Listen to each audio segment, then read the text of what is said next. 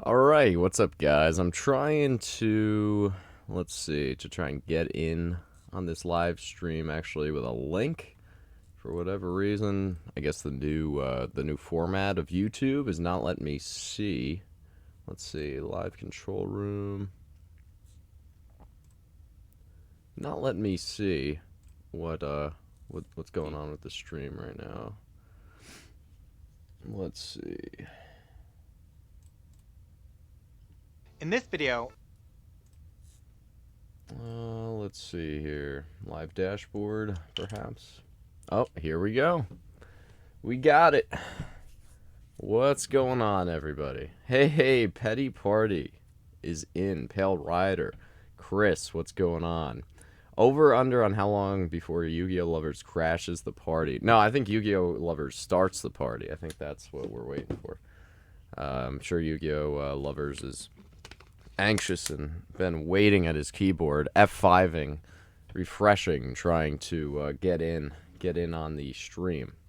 So I'm sure he will love to join the party and actually create it himself. So let's see. Let's try and rename this stream. Let's YugiohTube live stream. Yo, Ruxin, what's going on? Let's rename the stream something. Let's call it YugiohTube all in stream. Live call-in stream. Yu-Gi-Oh! Make it number 2. Yu-Gi-Oh! Discussion.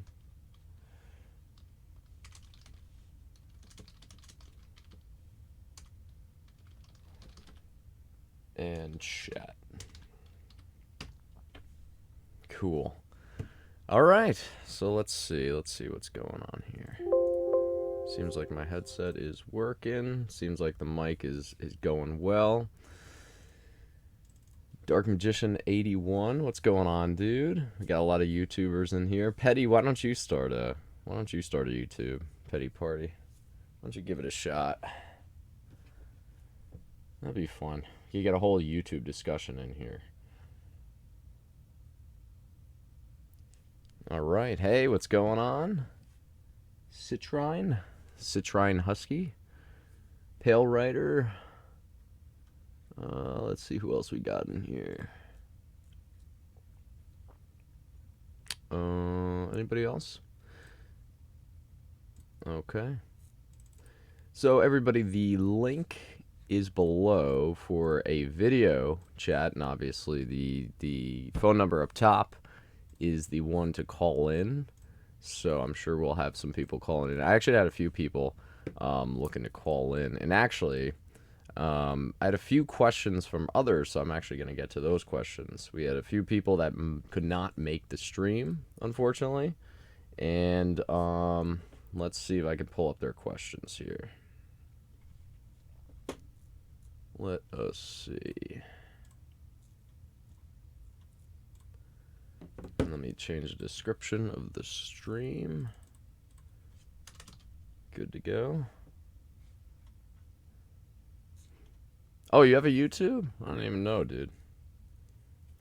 Let's see. I would have said I would subscribe. Cool. Alright. Alright, so the first question I had from somebody, this is through text, was saying, "Hi Tim, hope this message finds you. It's been a while since you did a market update on YouTube, and I know you're going to be a live discussion, but at the time you do it, it'll be 3 a.m. my time, so you couldn't join us."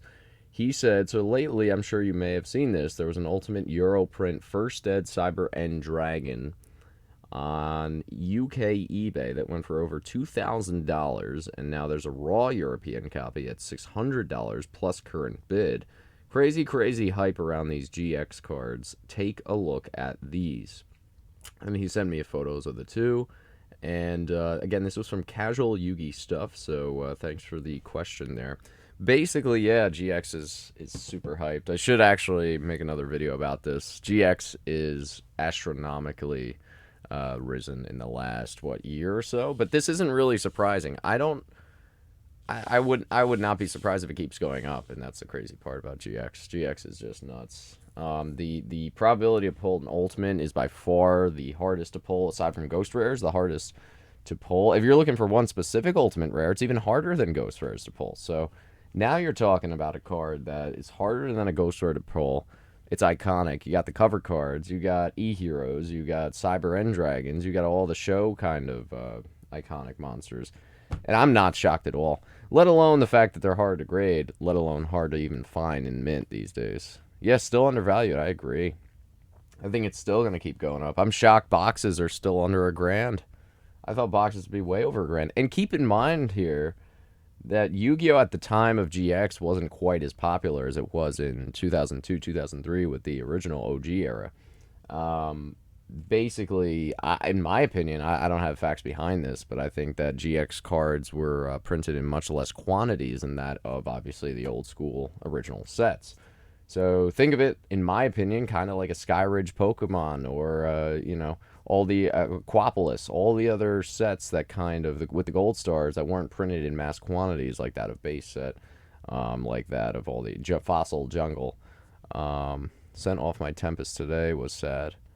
Yeah, the R series. Yeah, I feel like the quantity produced out there was much less. I really do. I mean, you even look at the blister packs. There's not many blister packs of this stuff out there either. So that's always interesting. Sent off my Tempest today. Yeah, so Rux, I wouldn't be sad about what you got for it. So, and again, everybody go check out Ruxin34. He's got some great content. Actually, I'm looking at the Patreon list. I wanted to actually just say thank you to the Patreons. I have 4 Patreons. And again, thank you guys for all the support. TCG Genius, good dude. I see him on Instagram a lot. Eric Kong, thank you. Chief Chifurity, thank you for that. I appreciate all of the support. And of course, Ruxin34.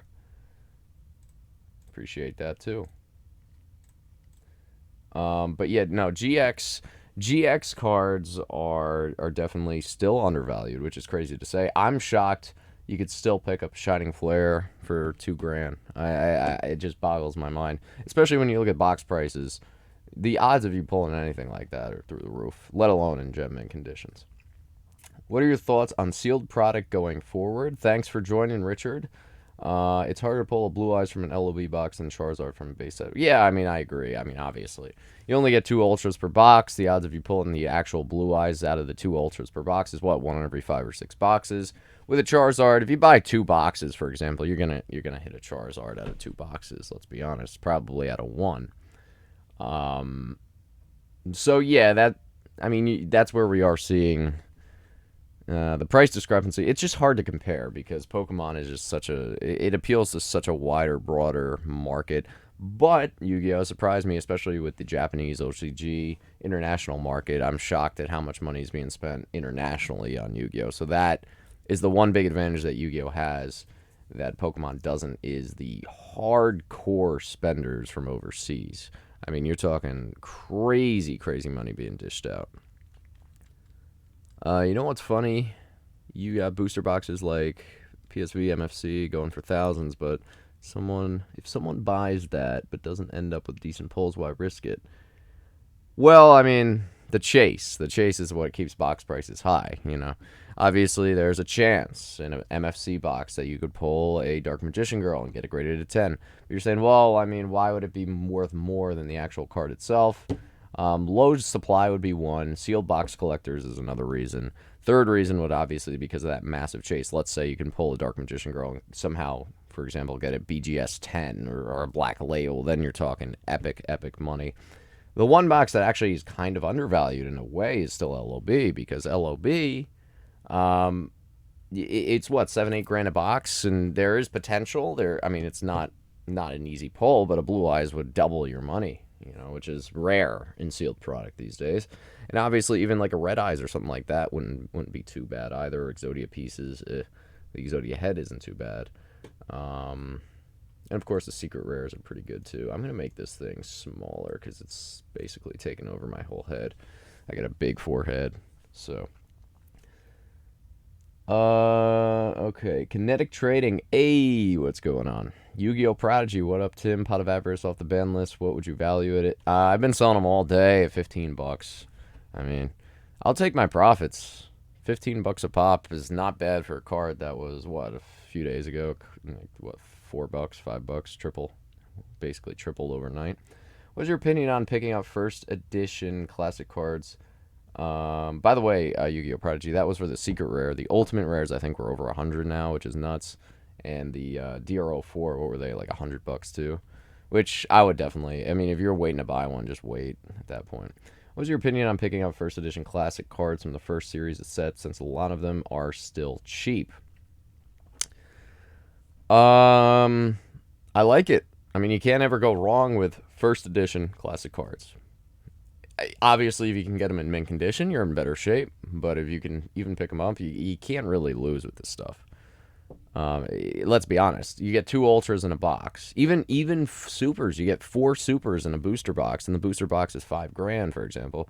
I mean, you could pick up supers for $5-10. I mean, that's crazy. You know, you kind of want to proportionate the sealed box value and the singles value. And of course, sealed boxes are always going to trump singles because there is the chase. But at the end of the day, you know, you're doing well. You're doing well picking up singles. You can't. I'm not saying you're going to get crazy growth out of it, but you're never going to lose your money. Really, I can't see you losing anything with that. It might be a slow growth depending on the condition. Obviously, the higher end the card is, typically the higher the margins, the higher the growth. With lower end stuff, it really is kind of a low ceiling, low floor, which means basically you're kind of just going to stabilize, maybe go up a few bucks over time. John, what's going on? You think there are any old cards sleepers since Yu-Gi-Oh's? Yeah, well, I do have sleepers, and I'm not gonna broadcast live what specific cards that I do like, but to keep it generalized and broad, um, I would just say obviously tough pulls, older cards, first editions, iconic cards, mint condition. Those are the ones.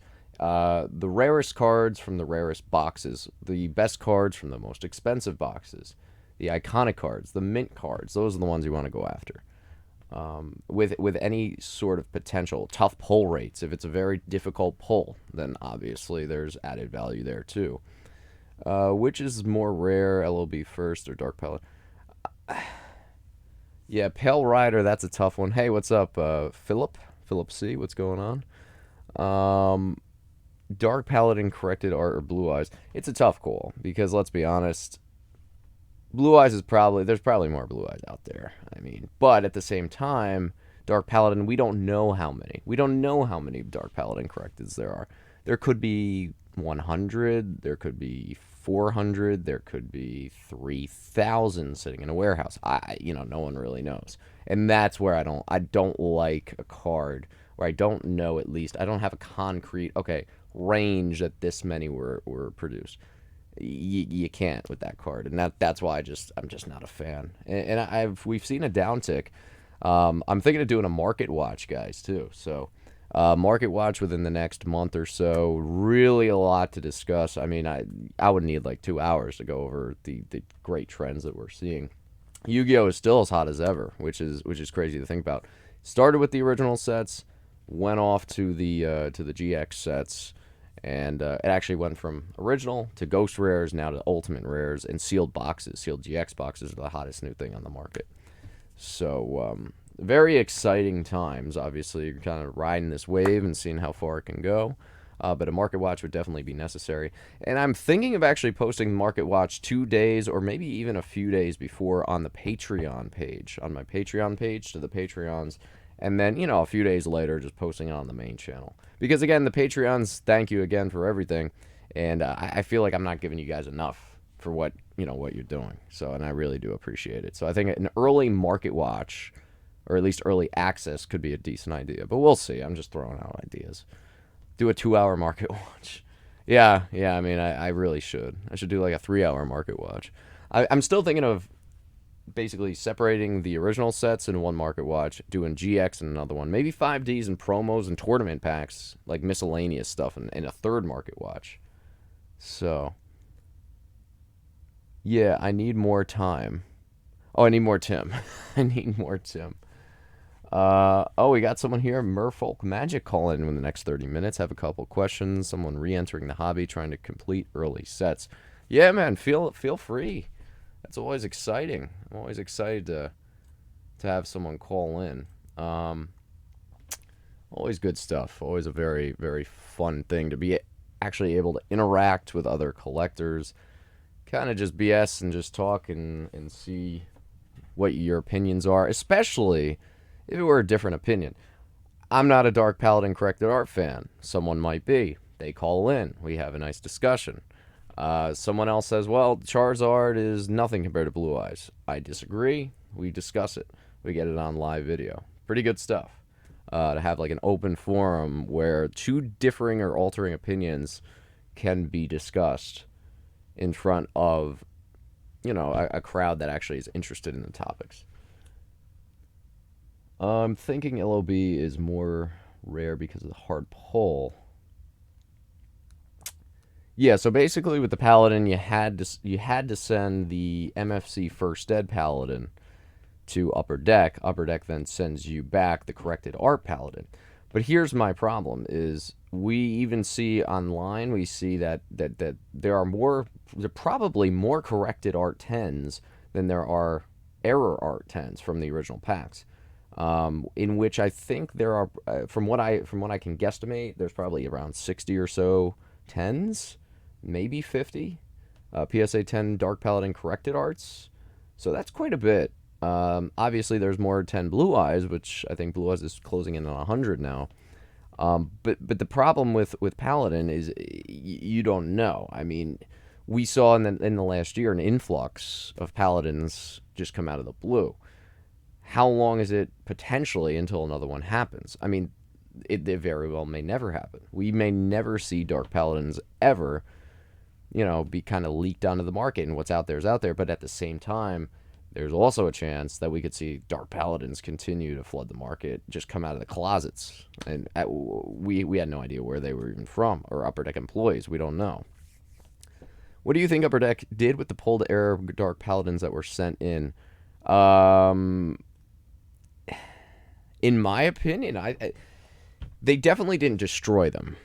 Upper Deck, even in sports, they never destroyed cards. So, look, we all know Upper Deck, when they made this announcement, they printed sheets of Paladins at a time. And they said, okay, here's our estimate of how many people are going to send it in. As a card company, you're not going to underproduce the card because, let's say you have, 5,000 people that send in their Dark Paladin. If they didn't make 5,000 cards, what are they going to say to the other people? Oh, we ran out of sheets, or we didn't print enough. I mean, and that would take time. If they say, oh, it's on back order, we'll have to take time to kind of make more sheets. They probably produced a decent amount. How they would predict the demand, how they would predict how many people would actually send their cards in is beyond me. I mean, that's crazy to even think how one could even measure how many people would actually send their card back. But it's a good chance that they probably produced quite a bit, and they say, okay, well, what's the worst that happens? We overproduce it, and then we have some left over rather than underproduce it and kind of have to rush to kind of make more. So they probably had a decent amount left over because, let's be honest, not a lot of kids sent their stuff in. Probably had a lot of Paladins left over. What they did with them, I can't imagine them throwing them out. I can't imagine them recycling them or getting rid of them. My guess would be just to give them to employees.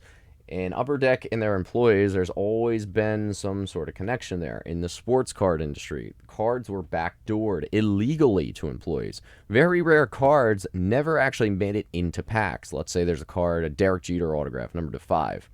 Let's say they produced 5 of them. 3 of them went into packs, 2 of them went to employees. Now, again, this is not factual. I'm just making an exaggeration here. So obviously don't go around saying that this is any sort of fact. But they've been known to backdoor. If you Google Upper Deck backdooring cards, this has happened. Basically giving them to employees or giving extras or whatever the reason is. How do sample cards get on the market? How do not for sale cards get on the market? It's somebody was backdooring the cards. Judges that were supposed to discard the cards when the sample cards were done, at least from the decks, didn't do that, and some of them leaked out onto the market. It's just going to happen naturally. there's got to be more out there. If someone out of the blue 10 years later comes out with all these paladins, how do you know there's not more out there? And that's the scary part. I'd be willing to put money on it for my collection if it got cheap enough. If it's not cheap enough, it's just not worth the risk, because the uncertainty of holding it is just not worth the price tag put on it.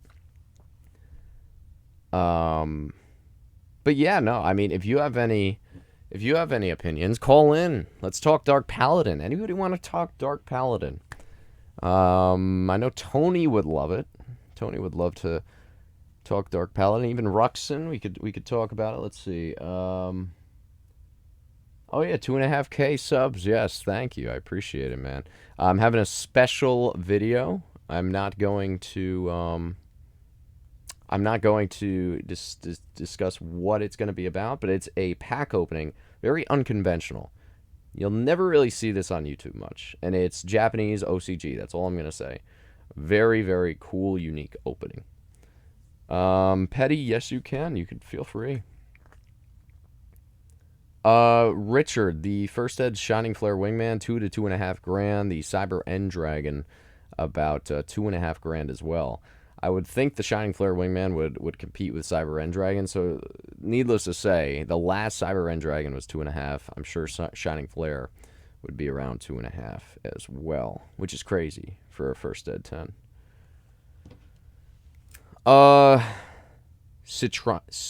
Citrine, I hope I'm getting this right. Citrine Husky. The number is 315. You could, is it showing up for everybody? On the top right, you'd see a phone number there. Top right, starting in 315. You could call the number, dude, if you want. I mean, because that way, I mean, unless you want to show your face, I mean, that's cool too. Everyone wants to see Petty Party's face. Maybe someone from Upper Deck has a fuse. Yeah, it's impossible to tell. I mean, it's impossible. Nobody from Upper Deck may have any, but at the same time, a few people from Upper Deck may have 20 copies each. I mean, that's the crazy thing. Where did all those cards go that weren't given out? And here's another thing to consider. All these cards, these collectors that sent out for the Dark Paladins, they got the card back. They're not going to play with it. The people that sent it out for these cards strictly were for collecting, and they were going to protect it. So the probability of getting a Gem Mint 10 Dark Paladin corrected art is pretty high, because either A, it was straight from a factory, B, it was in an employee's hands, which they didn't really touch it, or C, it was from a collector that sent off the error artwork to get the collected art. If you're that dedicated to do something like that, odds are you're going to protect the card. So,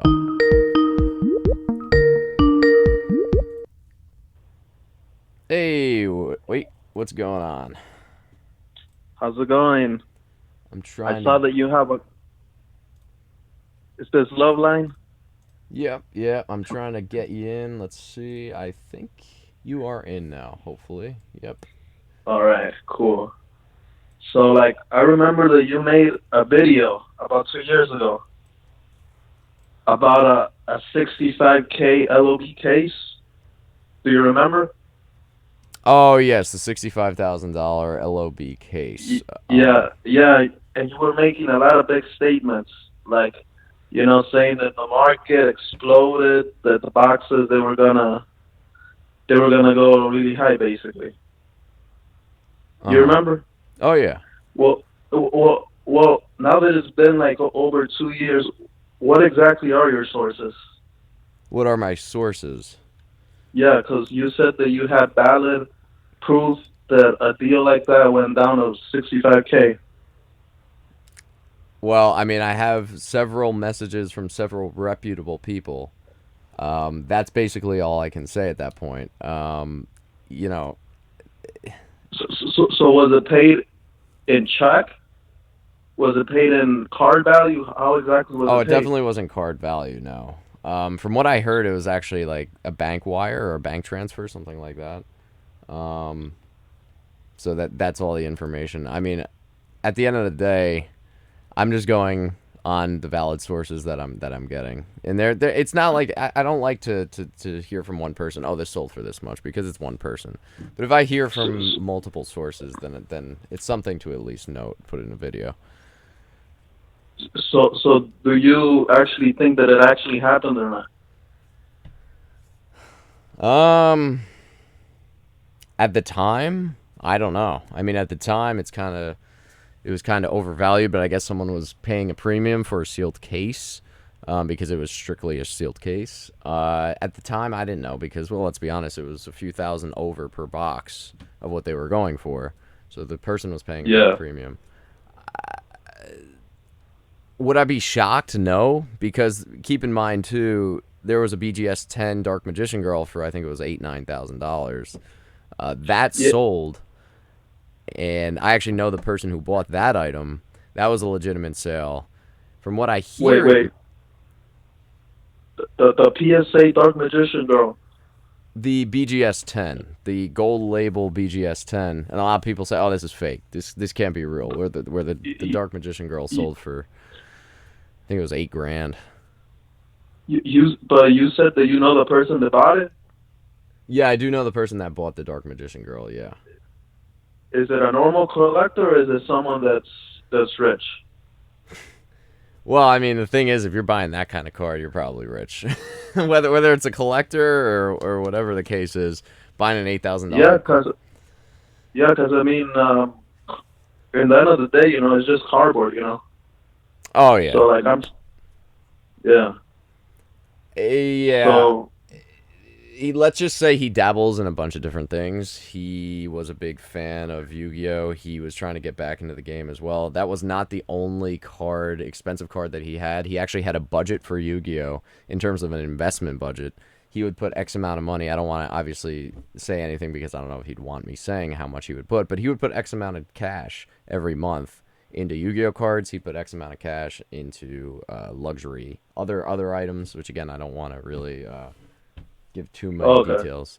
But it was more of an investment, but at the same time, he was a Yu-Gi-Oh fan growing up, so I don't really actually know what he plans to do with it, but I'm sure at the end of the day, he's going to make a lot of money from it. So, well, we don't know how, Yu-Gi-Oh's going to turn out, because maybe in 5 years from now, all those PSA, BGS cards that they might go down a lot.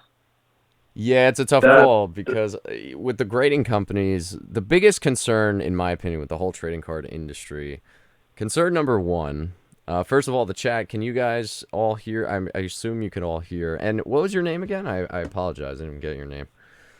Oh, my name's Willie. Willie, awesome. Well, thanks for calling in. I appreciate it. But anyways, going back to what we were talking about, it's a tough call. The biggest risk in the trading card industry is A, fakes and frauds from technology that can replicate a card potentially to the fullest extent, aka make a card that looks exactly like a real card, which nobody has been able to do. In sports cards, in Yu-Gi-Oh, and Pokemon, nobody has been able to do that. But as we know, technology advances very quickly. We never know. There could be some machine, there could be some technological advancement that says we could just create this exact same card, in which case would make every single card, if done well, potentially worthless. That's the biggest concern there. Yeah, exactly. The second concern is the grading. Right now, we have humans grading cards. Obviously, there's so much subjectivity, and we've seen with these grading companies, they try to limit the amount of 10s and 9.5s and all this other stuff now. But if there is some sort of artificial intelligence, aka a robot, that kind of can scan a card and say, okay, based on this algorithm or the set of algorithms, this card would deserve, let's say, a PSA 10 would actually only really be about a 85 out of 100 on a 100 scale. We don't know, I mean, because there are mistakes in grading. So if there was some sort of artificial intelligence that could say, okay, this card is based on our scale, all these algorithms, this card should be this, and this should be this, without human error, that could change the whole industry, because now all of a sudden those PSA 10s that are going for 20 times what a 9 goes for might not actually be the case anymore. I mean, there's so many variables that we don't know, but again, a lot of it revolves around technology, artificial intelligence, but it's something to think about. I mean, if there was a system like that, like a computer system, I would also be open to, grading basically my collection, but like having it, I guess, like a person deciding, what grade the card deserves when it could, be better than it actually gets, seems sort of like a flawed system. Oh, I agree. I mean, unfortunately, it's the best we have. As we know, you have people saying cards are mint online. Let's say there's a seller and says card is perfect, card is mint, and you get it, and it comes back with a crease. You have it, and it comes back with edge wear. That wasn't described in the listing. At this point, unfortunately, the best, I guess grading scale we have is PSA, BGS, or any of those two grading companies. It's kind of the pick your poison, the lesser of two evils at some point. The only good thing they do is, again, most of the time, 95% of the time, they'll get it right, but 5% of the time, it's kind of way off. But at least it's better probably than buying just from someone online that you don't really know. That's the difference. The high price tags, in a way, kind of are validated in the fact when I go online, I go on eBay, I buy a card and it says it's mint, and it comes back, it comes back with a crease on it. I'm like, this isn't mint. At least with a PSA 9 or 10, you wouldn't have to deal with that problem. Again, there are outliers. There are cards that are in PSA 9 and 10 cases that have edge wear that shouldn't be in 9 or 10 cases. But for the most part, I think that's the best option we have. And PSA is a company, publicly traded company, Collectors Universe, they're actually called. They do a lot of coin grading. That's the most of their revenue comes from coin grading, not actually card grading. And so that's kind of just another thing for them. They've been in business for a long time, and people do buy into their brand. Sports cards in PSA 10 cases, millions of dollars. Mickey Mantle PSA 10 would fetch about 10 million plus. A PSA 9 is about 3 million. The last guy who bought it actually was a former NFL player. So people do buy the PSA cases, in my opinion, especially on vintage stuff like 1950s, 60s, even earlier than that. People buy it. They really do trust the brand of PSA. But if they continue what they're doing with this Yu-Gi-Oh stuff, it gets a little ridiculous. But I digress. But I kind of feel like Yu-Gi-Oh sort of jumping the gun. Like, we're kind of over evaluating a lot of the cards, and when they should be a lot lower. Like we're kind of thinking too much into the future. Like, these cards one day they're gonna be valued X amount, and we're sort of, I guess, not giving it the proper value. What do you think a card should be? What do you think a Blue Eyes PSA 10 should be, in your opinion? Honestly, I think 3,000. Even with what do you think boxes should go for? The box, it should go. Well, I'm actually going with the prices of today. I will give it a value of 4,000, or maybe 4.5, but that's like the highest. Is there a reason? Like, I guess it's what you're willing to pay, but the market, let's say, supply and demand, no, it's because, right? It's because like I started, I've been playing Yu-Gi-Oh since like it came out back in 2002, but I started actually, like, I guess, buying a lot of cards since the start of 2016. So like I've been actually, looking at individual prices, at box prices of like everything. So I know, like, basically, like when the trend started going up, like in 2017, the prices started to skyrocket. So I know that those LOB boxes about 3.5 years, were a lot cheaper. I know that they were worth, an LOB box used to go for under $1,000. And even at that time, I actually thought that they were pretty expensive, so I never got myself one. I actually got an unlimited box. I got one back in 2016 for 300. But I didn't really, I guess, get like a killing out of it, because I also ended up opening it, But I mean, I'm also, like, also being really generous, like I was saying, like a 4,000 for a first edition LOB box.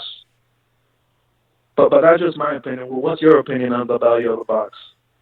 Well, I think, simply stating, the market kind of dictates it. Whether the supply is low, the demand is high, whether it's based on potential. I know you mentioned the potential. Let's say people say, oh, well, they're paying $8,000 for an LOB box because they think in the future it's going to go up. Now, obviously, someone paying $8,000 for a box thinking it's going to go up, there's a chance they could get burned, but there's a chance it could go up. But what people are, the market prices people are setting, they're basing that on potential. So, how many times do you see, for example, I don't know if you're a sports guy, but Zion Williamson, he's the next LeBron James. The guy hasn't even played in an NBA game yet, and his cards are hitting $5, $10, $20,000. A lot of people are just basing this all off potential. Is it right? Is it wrong? I don't know. What's going to happen in the future? We don't know. My best guess is probably it's a pretty decent investment, but again, we don't know. I'm not the only one buying this stuff. Other people are buying it, and unfortunately, the market dictates it. I mean, I guess let's put yourself in the shoes of a seller. If you had an LOB first edition box right now, and you think it should be worth 4,000, I mean, you're not going to go and sell it for 4,000, right? You're gonna ask 7,000, 8,000. Well, I will try to be the entrepreneur and go and sell it for the crazy value of $7,000, $8,000, and hope that one day those prices, they go back to how they used to be, and basically you just made your profit there. Yeah, so I mean, at the same time, you're contributing, to these high prices, because if you're setting your price at 7 or 8, and people are buying it at 7 and 8, then nobody's going to incentivize to go lower until the demand or the supply, either the supply increases or the demand kind of diminishes on it. So at that point, if you yourself would even list a Blue Eyes for, let's say, 10 grand or more, or a box for 7, 8 grand. Well, the reason why I would list it at that price is because I know that if I were to list it at the price, well, that also depends, because how can I say this? You know that, like, not every eBay transaction is 100% truthful. Like there could be sketchy things that happen behind the scenes. Maybe the value is inflated by two people that know each other, or maybe the same person. No, that's you get what I'm saying? Oh yeah, shill bidding. Yeah, I mean that happens, especially on high end cards that kind of never pop on the market, where they could have somebody say, okay, put a bid in for this amount of money, and all of a sudden now, well, the people say, well, it's sold for this much, so that's what it's worth. The good thing about most Yu-Gi-Oh cards is there are many different sellers with many different of the same cards. Obviously, you don't want to base your valuation based on one sale. You kind of want to get a nice, diverse trend of previous sales.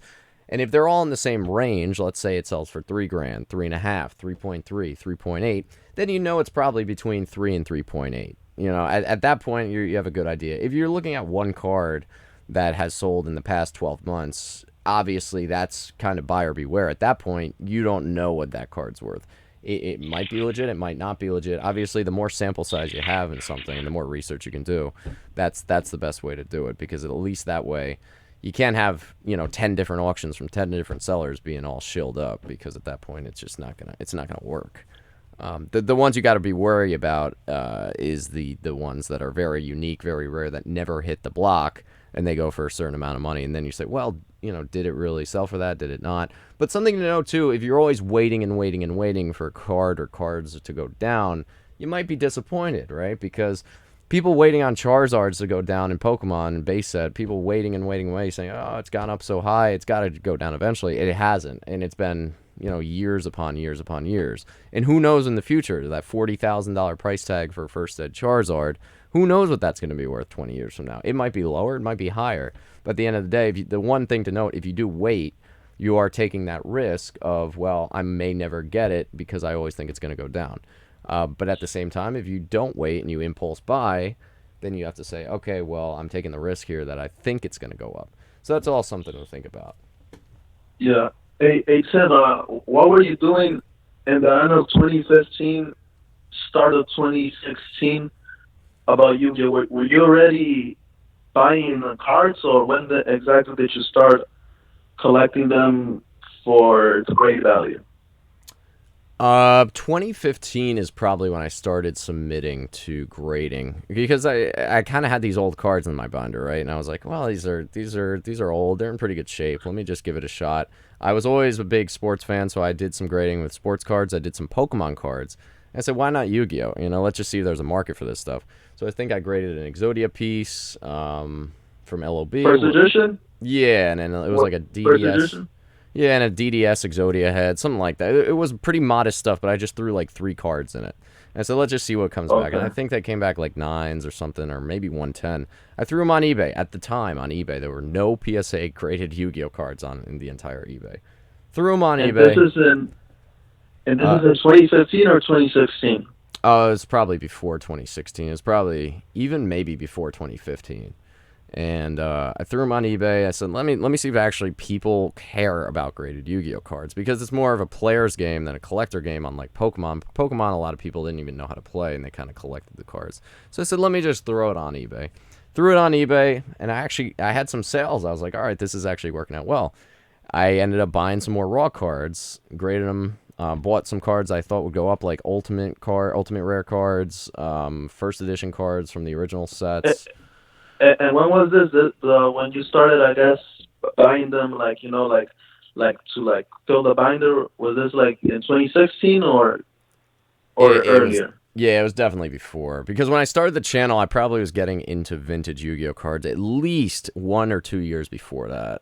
Like, it had to be at Yes. least 1 or 2 years before. Yeah. So you pretty much know, I guess, like the prices. That were back in the day. Like me, uh, like I knew about like the GX, the original cards, and like one of the cards that I was going after was Elemental Hero Air Neo's Ultimate Rare First Edition, Oh yeah, it's a nice and I card. rem- and I remember trying to buy that card a couple of times off of Amazon. Like like I tried to buy it 3 times, and the first 2 times the order was never sent. I also ordered a near mint, and I Wow, and I remember each of those times I paid $30 for it. But wow. this was back in 2016. Mm. But I don't know, like exactly like how you, for example, you were buying your cards. Were you going like after like the like cards that you were speculating that they could like one day go up, or how exactly were you going about that? Or I were you bought them. buying seal collections, like like the seal boxes? Is that what you were doing? No, actually, it was on eBay pretty much. And let's for anybody watching as well, anybody watching the stream, you want to buy on eBay. Amazon is so hit or miss. And the thing with Amazon, that you don't have real pictures. You have the stock photos, which kind of sucks. You can't really see how the card looks. eBay was always the way to go, and if you have a problem on eBay, you could always file a case on eBay. Item never came, item's not as described. You file a case, you get your money back. No worries. Even on a $1,000 purchase, it's kind of a buyer's market on eBay, and the fact that sellers can get screwed pretty often, which kind of sucks for sellers. Because let's say someone ships a card out, and it comes to the buyer, and there's a little bit of edgeware, may not have been there, may have been there. Buyer says, "Hey, there's edgeware here." Sends it back for a full refund, even if you disagree. It's kind of buyer's market on eBay, which is not good for sellers, but good for buyers. But definitely, I'm looking at my PSA grading now, and I graded the Exodia in 2013. So in 2013, I graded a right leg of the Forbidden One, and then the DDS. So that's Yeah, I mean, insane grading. I guess you were ahead of everyone else. I guess as far as PSA goes, you started grading them back in the day. Yeah, yeah. But I don't know exactly how far you went into, collecting other different cards that like me. The reason why I started buying ultimate rares in masses basically was once I heard that I believe it was Breakers of Shadow back in 2016 when when Pepe, that deck that Konami basically when that booster set was released, they basically eliminated ultimate rares from the regular boxes.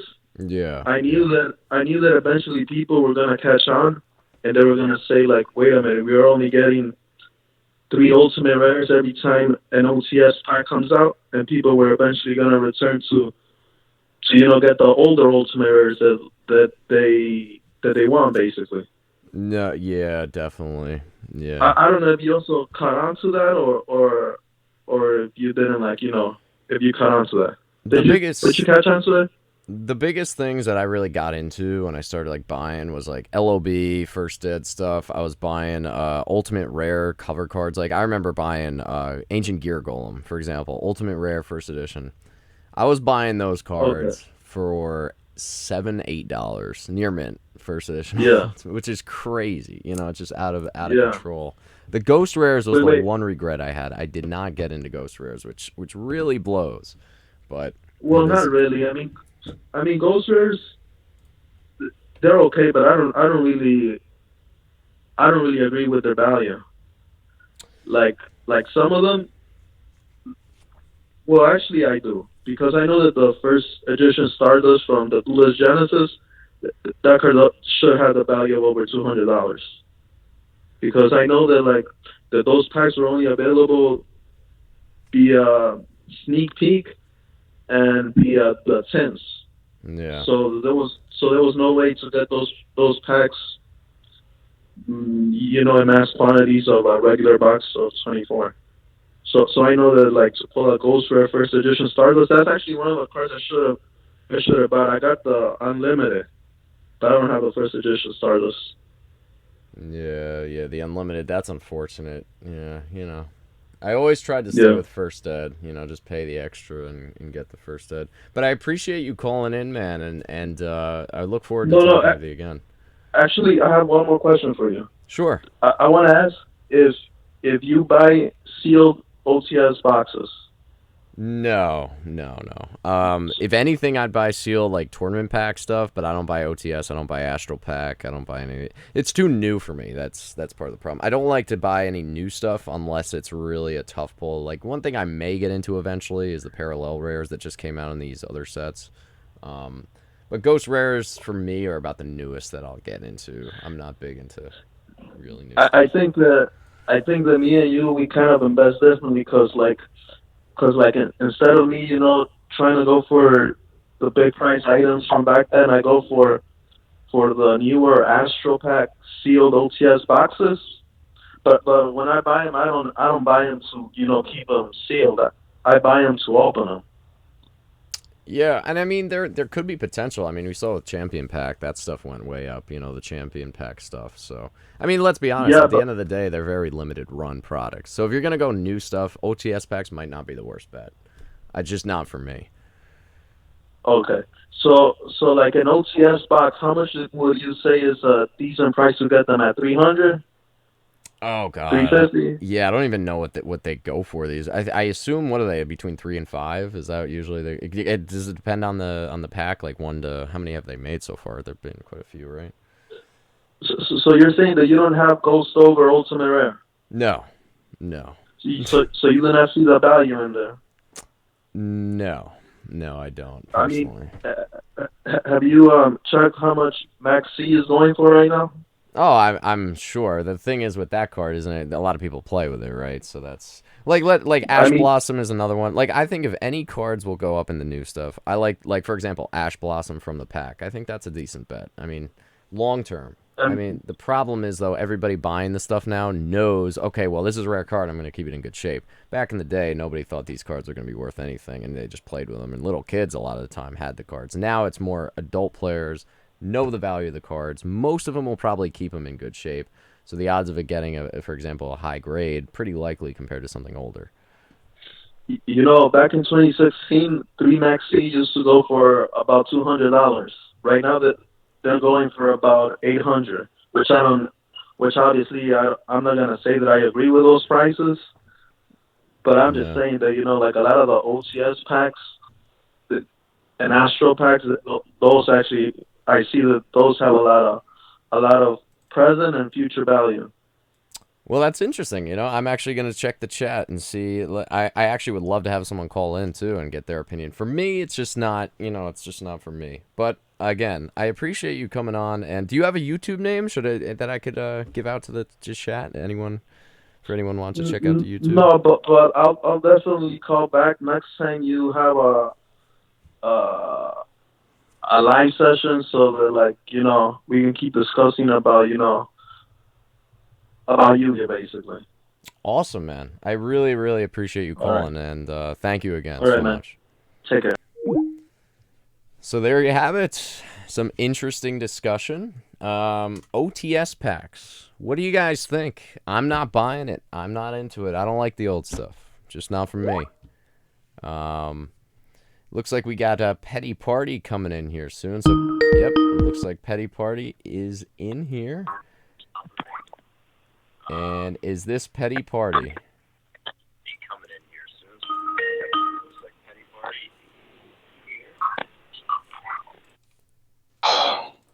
Is this Petty Party? Hey Tim, how's it going? Hey, what's going on? Oh, so we got the full video. There we go. We'll put you on the Oh, right on the screen.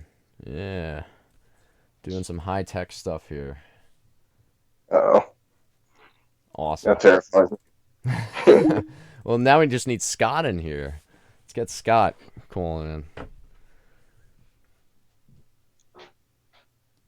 So Ruxin said, sick cam, Petty. I mean, hold on now. I'll show you what it looks like here. Nice. With snow apocalypse still going on. Nice. Can I flap it? Here we go. Awesome. This is inside. Hold on. You can hear the wind? No, it sounds pretty good. I'm just reading through all these comments here. There's a lot of comments. Okay, so AI. Yeah, AI would be interesting if people wanted to grade with an artificial intelligence. I've had... Asking what sports card. Yeah, it was a Mickey Mantle. It's 10 million as a PSA 10 plus. 2.7 as a PSA 9. And that's not the only card, the only baseball card. There's so many baseball cards that are probably multi-millions, which is actually crazy to think about. It's had 9 feet of snow, or 6 feet of snow today. Or 6 feet of snow?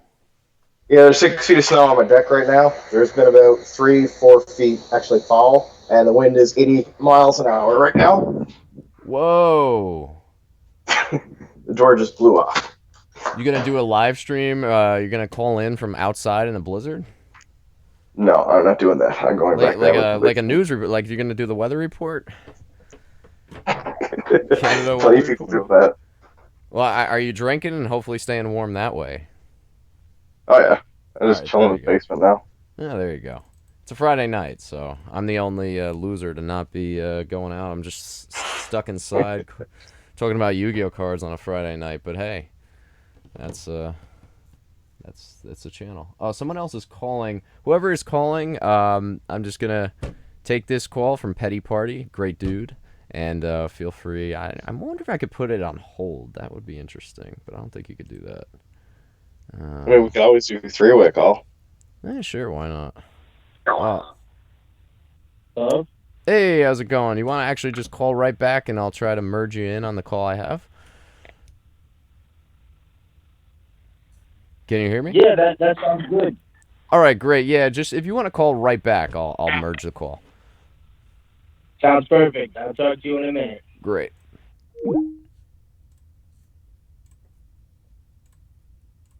All right. Is Petty Party still alive?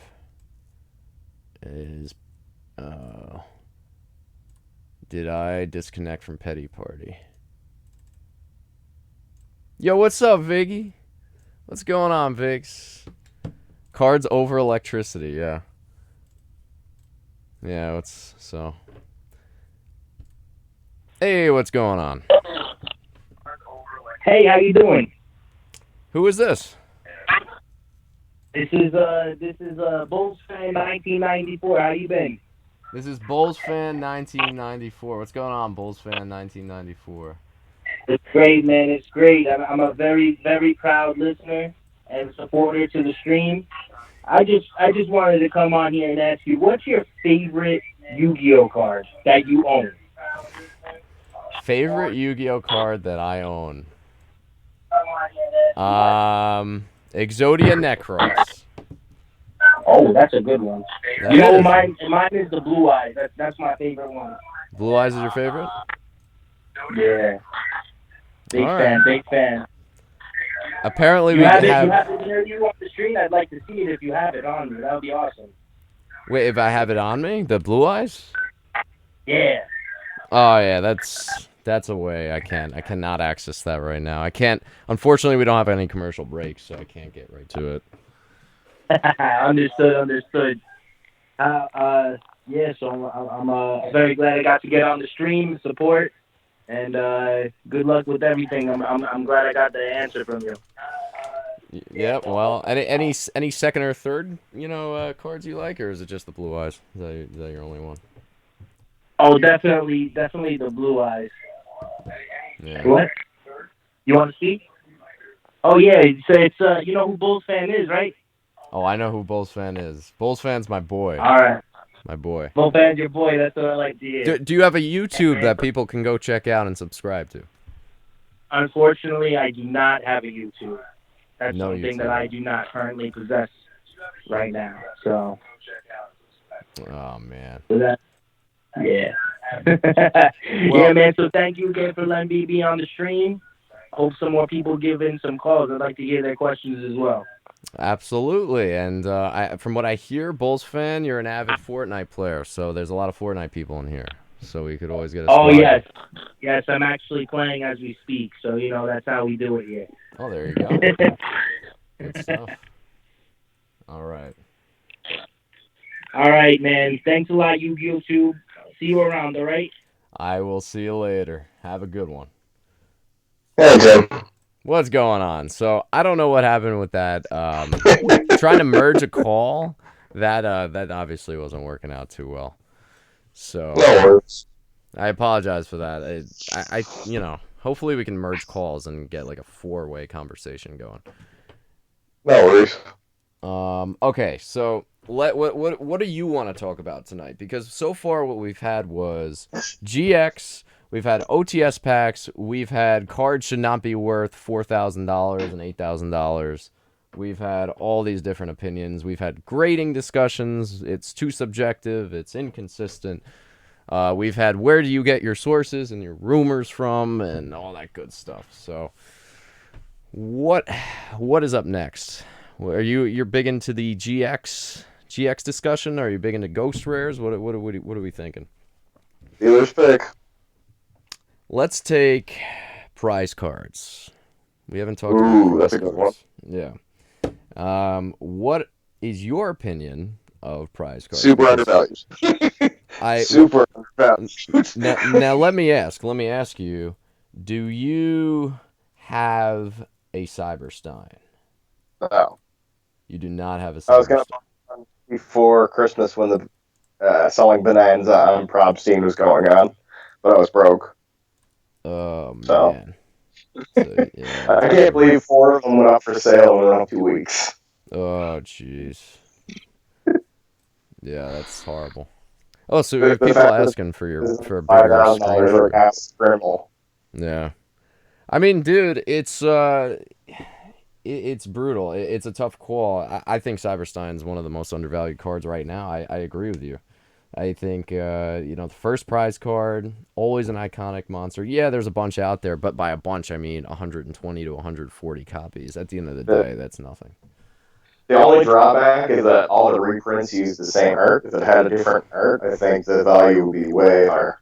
Yeah, I agree with you. I mean, the thing with that is, there's reprints of everything. In Yu-Gi-Oh, that's one thing you got. I mean, Crush Card, there's how many reprints of the same art as well from Gold Series. And actually, that's one card, speaking of prize cards, it is not the prize card Crush Card, but the Gold Series one. Pretty solid buy. What is it going for, like $30 now for Gold Series 1? That Crush Card? Because I think that's a decent buy. I'm not sure. I just graded one of the Crush cards in the 10 from GX. I can't remember what series it was off the top of my head. Oh, yeah. Are you going to shell out, let's be honest here, are you going to shell out a few K for a Cyberstein this year? Or are you going to go and just buy a Crush Card? What's your main target for this upcoming year? Crush cards only got like 50 copies, doesn't it? Crush Card has 50, yeah. Around, give or take. Yeah. So, I'm pretty sure Karma still only has only 10. Yeah. Yeah. Yeah, like I've never seen any of them up for sale. Yeah. Let alone a PSA copy. Yeah, so are you kind of giving up on the crazy rare price stuff and just sticking with the Stein? And would you say that that's your goal going forward, or do you think there's other opportunities aside from prize cards that you think have a better chance to kind of go up this year? I mean, like I said, Cyber is currently undervalued. That I card should be over $5,000 all day long every day. The fact that it's not even close to pushing 5 figures is ridiculous. Oh yeah, yeah. I give it a year, 2 years, and it'll be 10 grand or more. And there's probably 2 or 3 people in the chat laughing at me right now. Well, the funny thing is, people are laughing when they thought Kangaskhan in Pokemon, when that was going for 2 grand, what, 2 years ago? Everyone's like, you're crazy, Yep. No, you're crazy. And the crazy part about it is it's Kangaskhan. It's not even that much of an iconic card. I mean, at least with Cyberstein, that was a card that was like, it really broke the game with its ability for 5,000 life points. You get a fusion monster out. That was a card everybody was looking for. It actually came out in the video games before it came out to the TCG, if I recall correctly. In which case, everyone in the video game says, well, why don't we have this card? Eventually, it came out, and then when it came out in Dark Beginning, the re-release of it, that card for a rare was, at the time, from what I recall, was, what, $30 for a rare? Yeah. So, I agree. I mean, you could get one Blue Eyes right now, or you can get, what, four Steins? Which is nuts to even think about. More than that, depending on how cheap you can get the Steins for. Yeah, it's just... Like, that's ridiculous. It's out of control. It's out of control. Yeah. It's that low right now that if someone wanted to do a buyout, they could get 20-30% of the entire population and then dictate the price. Yeah, that's crazy. I mean, I'm honestly very surprised no one with more capital has to come in and just buy up a couple dozen copies of it for shits and giggles. I'll be honest. I may have made a mistake buying that Charizard, that PSA 9 Charizard. Should have just freaking bought 2 Steins instead. So, what are you gonna do? What are you gonna do? Yeah, that card, even in BGS 10, I think it was like what, 4 grand or 5 grand or something like that, which is crazy. Yeah, no, there was that gold label that sold 6 or 8 months ago. I think that was on Prime Time too. I don't know why all the Cyber Steins end up on Prime Time. Yeah, that guy. What sucks too with that guy is, I'm in Jersey. He's in Jersey, so you get another 7% sales tax, and that was part of the reason I was like, I don't want to pay another 7% sales tax on this, because 7% of 3 grand, that's $210. Yeah. And I don't know, man. I should have picked one up for sure. I really regret. I think I bid 3 grand on the one or 3.1, and it went for like 3.14. So that kind of sucked, but it is what it is. Yeah, no, I had that gigantic sub come back. It popped on Christmas Eve, and I knew it was going to pop either right before Christmas or right after Christmas, so I didn't want to burn through all my money and then not be able to pay for myself. No, yeah, then you're in trouble. Yeah. Yeah. I mean, it's crazy to think though that like 2 GX boxes could net you a Cyber Sign right now, something like that, like 2 high-end GX boxes, which is nuts too. I mean, Phantom Darkness, speaking of GX boxes, Phantom Darkness is interesting. I don't know if you saw the last month, you had, what, 3 boxes that sold for around, was it 1,300, 1,400, 1,500? Yeah, they have plummeted. I cannot believe how much they've dropped. That's shocking to me. That's very shocking, considering everything else is really... the Lost Millennium is a $600 box. I mean, that's crazy now. I mean, what are you going to get, Ancient Gear Golem or a Flame Wingman? But aside from that... If you look at vanilla Yu-Gi-Oh, like Dark Crisis is dropping a bit too.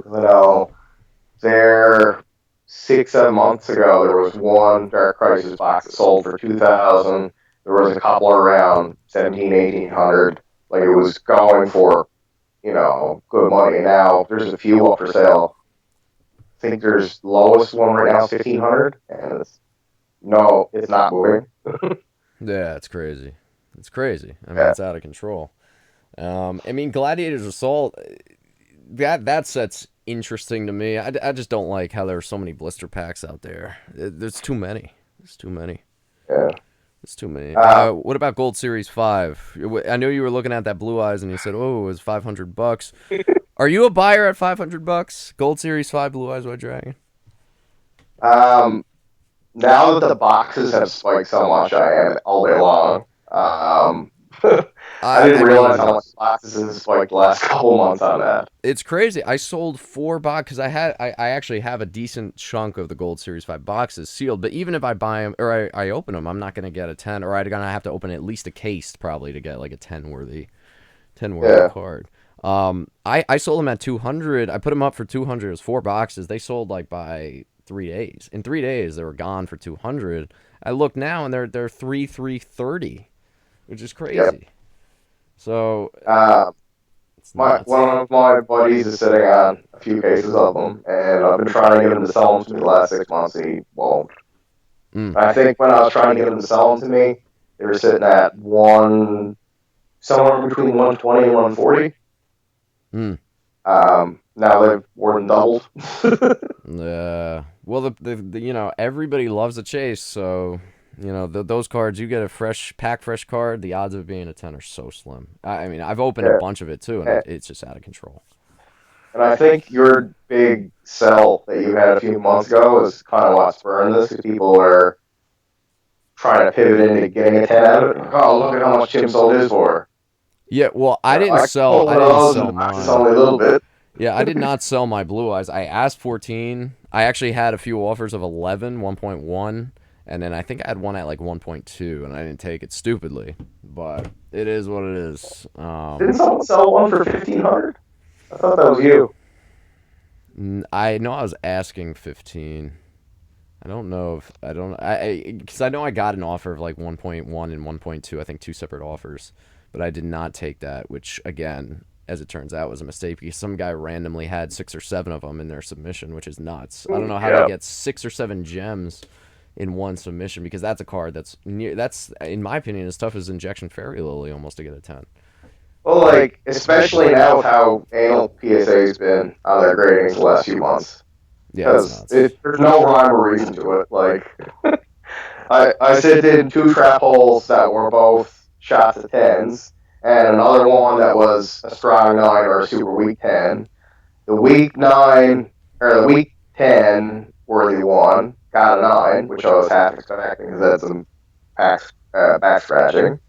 And then the other 2 I thought were like solid 10s, got a 5 and a 6. Yeah. Like, it's crazy. You can't make that up. Well, I saw, if anyone is subscribed to Vintage Yu-Gi-Oh, I'm sure everyone in the chat is. Vintage Yu-Gi-Oh, Lewis, his submission. Oh my god. Good. Yeah. God. That was awful. His non-hollows were pretty well, most of my non-hollows. My PGD registry stuff I sent in, I had 40 or 50 cards for Crown Cardigan, and I was getting 3s and 4s of stuff I thought had shots at 10s. That's ridiculous. Yeah, out of all the non-hollows, like, I could understand if I only got, 50% 10s, if you have someone who's being picky, but when you're getting, like, Ancient Sanctuary, I got 2 10s out of 50 cards. Oh my god. And then you're getting a pile of 7s and lower. It's just like, I've never gotten anything below an 8 that was not hollow ever, because I'm not an idiot. I'm not subbing something that's going to get a 3. Yeah. Like, who in the right mind says, this card looks good, I like this card, I want to give it a 3. I'm going to give you $10, $11 to put this in a plastic case for me so I can show off I have a PSA 3 Gravekeeper or something or other from Crown Guardian. Like, yeah, that's the cards you got killed on, right? Did they have damage that came back? Like, did you get them back and they were creased? Did you get them back? And I'm still waiting for them to get up because I didn't want to get shipped up with the Christmas Vortex. Yeah. So I was supposed to have one package show up today, but then we hit Snowpocalypse, so yeah. Yeah, I should have most of my stuff by Wednesday. I've got 250 cards that'll be here Monday, and then I've got another 500 getting spread out over the next week. I see Dark Magician 81's comment here. Oh yeah, seen that vid, poor guy, in regards to Vintage Yu-Gi-Oh or Lewis. I cannot say poor guy or think poor guy. As much as he got burned in that submission, I can't do it. His collection's like $1 million. I will never say he's a poor guy. There's Lewis and poor guy don't go in the same sentence. I mean, he's doing well for himself. I mean, it sucks that last submission, but I sent in about 500 cards for my registry sets for Metal Raiders, Magic Ruler, Ancient Sanctuary, Pharaonic Guardian, and Labyrinth of Nightmare. Out of all of those ones combined, I ended up with on Magic Ruler, Metal Raiders, and Pharaoh Servant around 40 or 50% got 10s, and then the rest of them it was like 1, maybe 2 10s. Yeah, that's great. Like, it was actually stupid. Yeah, I don't know what's going on, and I have 2 pending submissions, so I'm setting up for disaster here. I can't wait for that. That's gonna be Yeah, so. I never even put them through on the Pokemon Yu-Gi-Oh special either, which is what most people were getting slammed on. I actually did the 30-day sub. So I don't know what the heck is going on with PSA and non-holos especially. Like I said, some of the holo grades just didn't make sense at all to me. Like those trap holes especially, like to get a 5 or a 6 it has to be creased. Yeah. They're not creased. I'm not sending in a creased trap hole. Yeah. A 9 isn't even going to get me $50. Yeah. A 10 you're still only looking at $250 for a wavy. So, like, it's not worth sending in for anything that doesn't at least have a shot at an 8 or a 9. Yeah. Yeah. Wow. I'm gonna try and merge this call. So Yu-Gi-Oh! Prodigy is calling in. Let's see if this actually works. If you kind of like die, don't be alarmed, Petty. We'll try and get this going. But let's see. I hit merge. Let's see if this pops up. Oh, there we go. What's up, guys? Yeah. How's it going? Hey, what's going on? How's it going? Oh, man. Just, Prodigy, do you still have feedback? Go ahead. Do you have YouTube still on? Yeah, I do. It's, sorry, I'm, having some technical difficulties. I can hear you, but I can't hear Tim. Alright. Yeah, Yu-Gi-Oh! Prodigy, it's a disaster on your end, man. I'm sorry. Let me see if I can fix it here. Yeah, just mute YouTube and it should be fine. Alright, there we go. Oh, Is that better? I see the people in the chat going, my ears. Oh, shit. My bad, guys.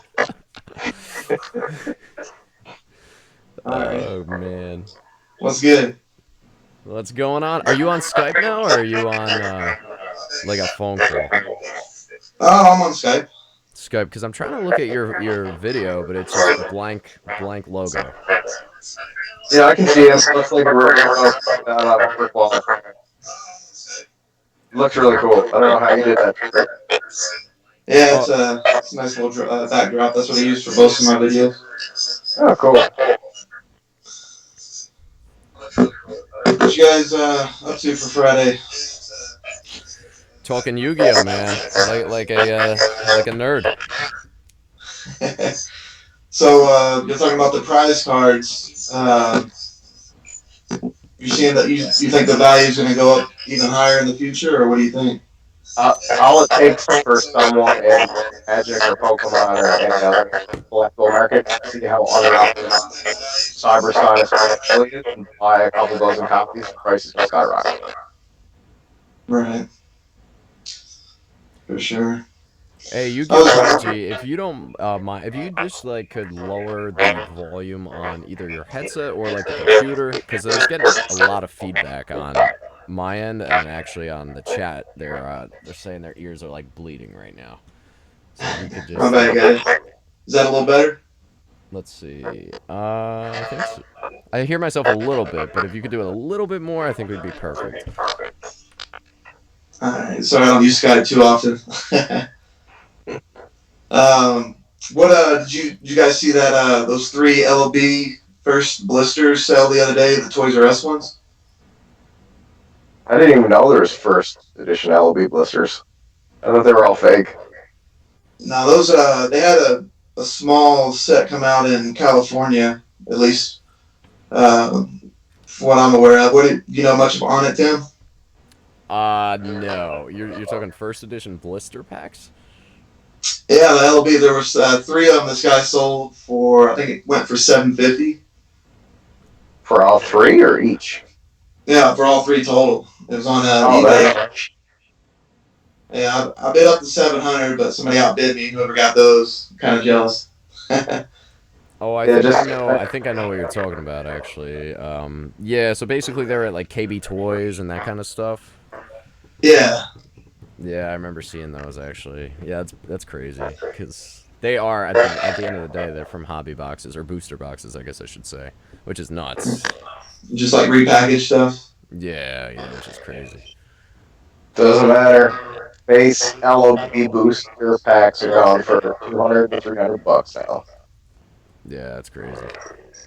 Yeah, I really wanted to get that. I'm only missing that in the Ancient Sanctuary. I can't find the first edition Ancient Sanctuary anywhere. Blister pack. Does Yeah. that even exist? Oh yeah, they exist. Yeah, yeah. They're not hard or they're not easy to find, but they do exist. I think the last one sold for I want to say like it was pretty expensive. I think it was like $70, something like that. Sweet. Well, if you guys find one, let me know. I need one of those. Oh yeah, dude. And do that unboxing of the old school the poker cards. That's what I'm waiting for. Yeah, those Man, things are sweet. those are tough, man. I have 7 of them. I posted those just yesterday. But I don't know, man. Those are so rare to find, man. I don't know if I want to be like Sherman and open them up and try to get the blue eyes. You know, You should, man. You should. That blue be eyes would be be a pretty awesome. epic video, I guess. Yeah, it'd be awesome. Very, very awesome. So how's the feedback in the chat? Is the feedback getting any better? I've been trying to like tinker around with the settings and see if it could with the merge qual maybe it was Do you have a headset or anything? That might work. Man, I don't. I got a mic over here, but I can't do a USB to the iPhone. Sorry, I wasn't prepared for the Skype. No, you're good, man. All good.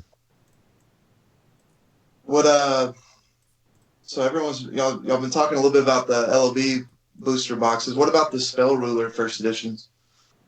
Oh, You guys think of value on that? I hate it. I hate all Spell Ruler first edition cards. I never want to see a pack of Spell Ruler first edition again. I just don't. Really? I have a graded pack, so I'm biased.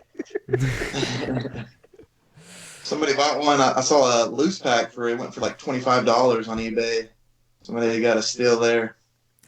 I mean, if EN cards aren't going for astronomical amounts, then why are SRL cards going for first edition SRL going for astronomical? I mean, Tony, I own no EN cards, but Tony would be proud for what I'm saying right now. He's an EN nerd. He loves that. He loves EN cards, and they're as rare as Spell Ruler in my opinion. It's just I don't find I don't know why that specific set has gone up to such substantial it's out of control. Simply unlucky is your exact reason you're looking for. Oh, true. You're right. You're right. The video we did. Get him on here. Get Simply Unlucky on the stream. It's really cool. He opened the Kaiba's Dual Disc. That was kind of cool last week. I saw that on his video. Yeah. Garav, yeah, SRL is all Euro, just so you know. Because he was asking our SRL first edition Euro. Yeah, it's all first edition Euro print. So, let's see. For sure. What do you guys think of the DDS sealed game? What do you think value on that? What are they going for? $3,000? I think they're. I saw one for. A guy had one for. I think it was 2,500 bid, and he's buy it now 4,000. It hasn't sold. He's listed it like 5 times. The guy that has the Eternal Duelist Soul and also the Dark Duel Stories games, he has multiple games. I don't know how many DDS games he has, but he had like 10, 12 Eternal Duel Soul games, which is out of control. He actually sold his first DDS game with the 3 big DDS promos in it for $600 a buy it now. I forget who the guy on Instagram that bought it was, but some guy said, I just bought a DDS game for $600. It was from that seller, and I guess he didn't realize what he had. So he got the Holy Grail DDS game for $600, and the guy actually Oh shipped my it. gosh. But That's something crazy. to note though, I think the guy does have multiple games available. So that I don't know how many he has, but it seems like he's relisting it over, and they're selling. Like he sold a bunch. Oh man. So the pop for Blue Eyes will continue to go up and up and up for DDS. Man, that's the only one I need. I'll have every sealed video game up until GX because I don't really mess with GX stuff. But that's the only thing I'm missing is that one game, man. I had to save the most expensive for last, you know. Yeah, the good thing is there's so many available where you'll be fine. I'm trying to find it. Dark Duel Stories, because he sold quite a few of them. Is that the guy who? Video, Or go ahead. speaking from a video game collector, anything like that has promos in it that's sealed is cancer to video game collecting because it just drives up the price for no reason at all. Oh, So like true. if you're into sealed video games, True. like you go on price charting, it's the video game price watch website. Like the prices on some of the video games with Yu-Gi-Oh cards in them are just stupid for sealed prices. Like Yeah. if you look at any of the other sealed video games, it's just stupid when you're comparing Game Boy prices to something like that. It's specifically only because of the card. So if you're after sealed Game Boy games, you're not getting a collection. Yeah. Right. Yeah, that's crazy. I mean, do they go for the ones with the special promos as well? Like, let's say the one with the Salamandra, the cheap DDS promos. They just say, okay, we have the game. It doesn't matter what the promo cards are on the back, or do they actually have to have one of each? One of the ones with the DDS cheap promos, and then the ones with the expensive promos. It depends on what metric you're going by, because like using Nintendo 64 for an example, like you've got all the blockbuster specific video games, and then you've got different color carts for different games, like Turok Rage Wars, I think it was. It was the same thing as Corrected Dark Paladin. They had a game-breaking glitch in the original game with the black cart, so you could send the video game in the mail back to the company, and they'd send you a gray cart. Whoa. So the gray cart was for like 10 times the amount as the black cart because no one was sending the video game back because it was kind of an obscure glitch, but it would literally destroy your game. Whoa. The more you know. Yeah, so like stupid stuff like that. It depends on how you consider complete collection. Wow, that's crazy. It's nuts. Let's see what other comments we got going on in here. DDS 3K. They're talking about DDS being the Holy Grail and not being the Holy Grail. Someone said, was there ever an SDK first edition? Oh, man. Jeez. What would you guys say is probably the hardest one to find, like for sealed video games? I'm curious what y'all, and I'll tell you what mine was the hardest to find. I haven't found a Forbidden Memories one. I have that one. Damn. That one was one popped up on eBay about a year ago, and then I told Yami Yugi about that one, and he picked it up, and then I picked up another one like 3 weeks later. Those are the last two I've seen. Yeah, like I never see the game come up for sale. And it was pretty cool, man. I had to negotiate back and forth with the buyer on that one. That was it was a pretty expensive one there, but I had to have it, you know. Yeah. There was a crazy listing, speaking of Forbidden Memories. It had to be 5 years ago. Crazy, crazy, crazy. Someone was selling 40 sealed packs of promo cards. Of all of them were FMR cards. 40 packs sealed of FMR cards. And like my idiot mind was like, I don't need it. And then that's a haul right now. That's thousands of dollars. I don't know how someone even attained 40 promo, those silver packs, 40 promo packs of Forbidden Memories cards. And then they opened like 10 of them just to show. And they were all the Red Eyes Flare Metal Dragon and Metal Morph. I mean, I couldn't believe it. And Dark Sage. No, it wasn't Dark Sage. It was, what was the other one? The third one there? Red Eyes Metal, Black Metal. Red Eyes Metal Dragon. You got Metal Morph and Harpy's Pet Dragon. Pet Dragon. Yeah, that's crazy. I don't know how I'm some Yeah, of surprised that those promos are more. Pink Cape was selling them for. He had 2 of them for $35. Man, that was crazy, crazy price. That's nuts. Yeah, I that's I saw insane. that and I missed it by like 2 minutes. I was gonna buy that and I was really upset I didn't get it. Yeah, Gaurav says probably a Toys R Us worker was given 40 games for free after a layoff. He's probably right. He's probably right. Or someone at GameStop just sort of like, oh, here's a case of them in the back. Just nuts. Back in the day. It's crazy. Crazy. Man, the market's going crazy though, guys. Like, I just can't believe these boxes. They're I mean, it's just continuing going up. I think about when I bought my LOB box about a year and a half ago, what I paid for it, and then now seeing what they're going for, it kind of makes me want to sell it. But LOB. then again, hold on, you know. If anything, keep the LOB, sell everything else. That's the best advice I could give. For sure. I love my poster though, man. That's my favorite thing in my collection. Mm. I think I only know 3 other collectors that have the LB promo poster. Yeah, I do not have that. That would be cool to have. Frame it and stuff. Mm. Yeah. Do you know approximately how many are out there? Oh, I have no idea. I mean, there can't be many, you know. It probably was a promotional poster that was probably given to... What do you think, what stores was it given to? Was it given to, like, a Toys R Us? Was it given to, like, some sort of GameStop? Not a GameStop, but maybe a Toys R Us. That's the only thing I could think of. Yeah, I think it was Toys R Us got them, and then not GameStop. What was that other company I'm thinking of? KB Toys, maybe? KB Toys, yeah, that was the one. KB Yeah. Toys and Toys R Us were the ones that got those. At least what I read on a blog on Reddit. Yeah. I have a comment that says keep LOB and MRD, which is quite interesting. I don't know, man. I was on that hype train for MRD, and then I kind of like fell off of it over the last year. There's a lot of MRD cards that are going to spike in the next 4 to 6 months You when think everyone so? starts getting Really? their taxes back. Yeah. Solemn Judgment is impossible to grade. Yeah, that's The always off population on it, yeah, and the population on it is super low, and it was a super playable card that people still use in their decks now.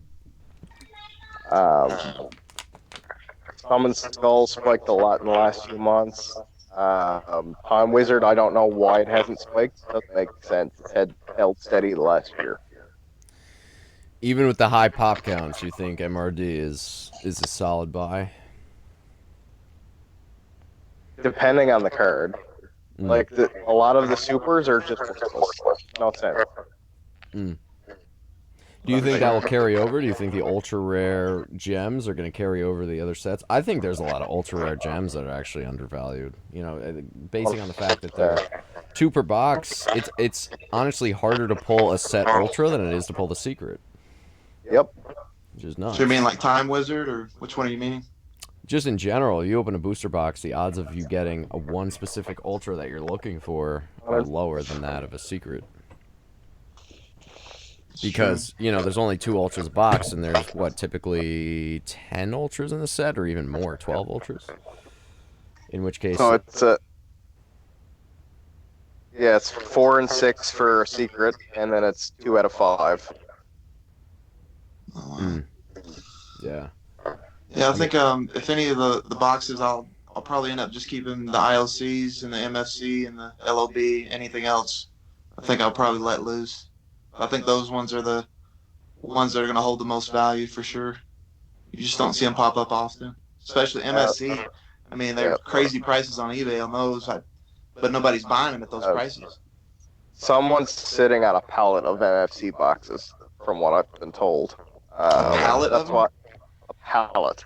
That's why I don't touch MFC. Wow. I've heard that from 2 different people who have seen the pallet. That won't tell me who has it. Oh, I know. I know who that is, actually. I won't say either. IOC, like you said, is also still pretty undervalued considering the print run. AST, I do not understand why AST isn't more money. I like it sitting at 350, 400, man. I've been picking up a few of those. Yeah, no, it's a really good buy at that price. So PGT as well. I mean, you're getting 400, 450 on that. LON, in my opinion, for the cards that you can pull out of it, is probably the best box for opening. Because you can get them for $700-800, and you have multiple cards in there that are $300 to $500 in PSA 10s. But they're mostly off centered though. LON's not that bad on centering. LOD is terrible. LON's pretty good. For sure. Yeah, sealed boxes. The one thing with sealed boxes you're never gonna lose is sealed graded cards. It's you may plateau for a long time, but with sealed boxes you're never gonna lose. Like no matter what box it is, if you buy sealed, you're gonna be fine. Really. But the graded cards. I mean, there's some cards like I love IOC. I absolutely love IOC. Oh man. Chaos Emperor Dragon at 1400 is not bad. I know people are saying, well, what do you mean it's so expensive? It's a card that broke the game. Yeah, I don't think that's a bad price, really. I can see it going above 2K easily. Yeah, I thought Chaos Emperor was going to hit 2K last year with the ban being lifted. And a bunch of people started selling them off at around 1400. Yeah. Yeah, I don't see why that card is so cheap right now, especially considering a lot of the secrets are pretty up there. So for 1400, that's enough. You could basically get 3 Chaos Emperors almost for the price of a box of IOC, which is nuts. Now you got to be careful on the barcodes, though. I made that mistake. On the barcodes. Yeah, if it's not a Chaos Emperor Dragon. Yeah, you got the retail. Yeah. Oh, jeez. Both of mine are retail. It is what it is. Oh, jeez. Keep it sealed though. I mean, I got it as a good price, so I can't really hate on it. But I don't think I could get obviously nowhere near the Chaos Emperor Dragon ones though. Injection Fairy Lily, over or undervalued for you guys? It's not a card that I really mess with. I mean, it's a cool. I like the design of it, but I've never personally sought after that card. So value to me on that one's very low.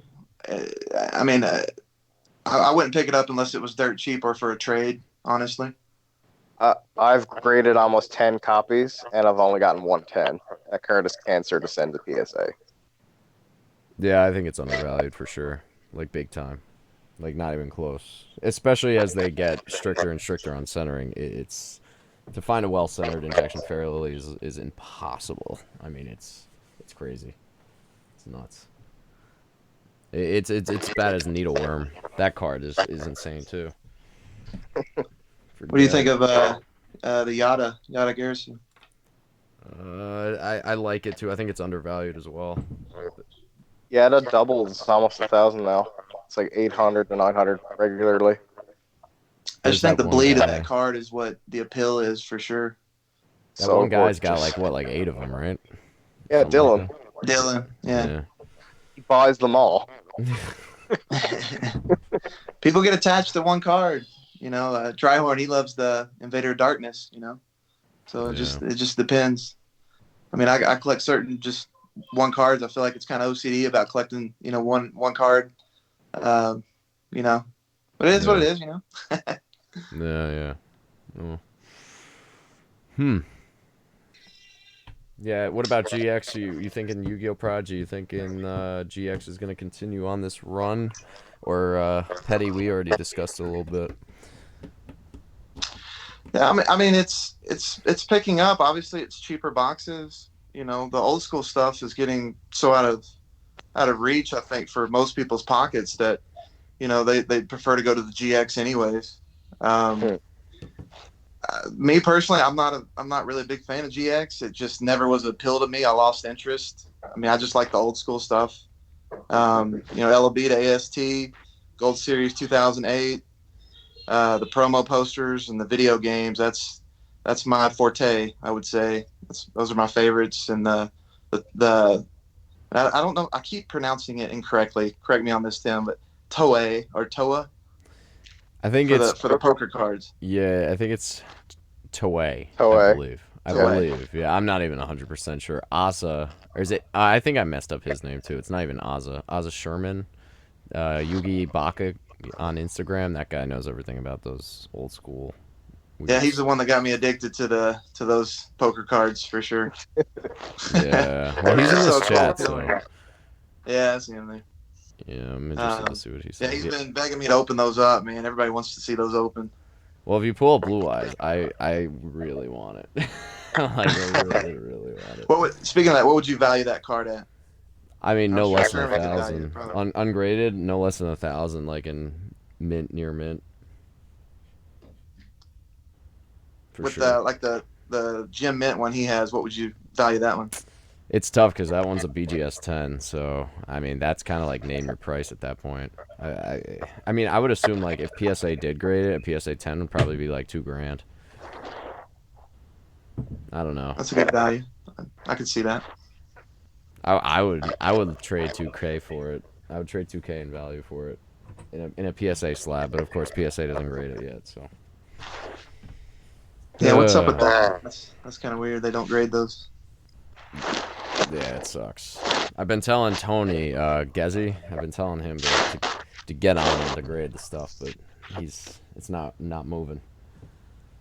So what are you gonna do? I would love that. I just because I don't like BGS either. I'm not a BGS fan. Right. I think GX is going to pop off in the next year or two a lot, especially with the Ghost Rares. Yeah, Ghost Rares and honestly the Ultimates. I'm shocked that there aren't more Ultimates that are worth thousands. It just, especially as the boxes go up, like Elemental Energy boxes. What are they at, $1,000 now? Are they close to $1,000? I assume. Yeah, I think 800? they're around there. Yeah, it's nuts.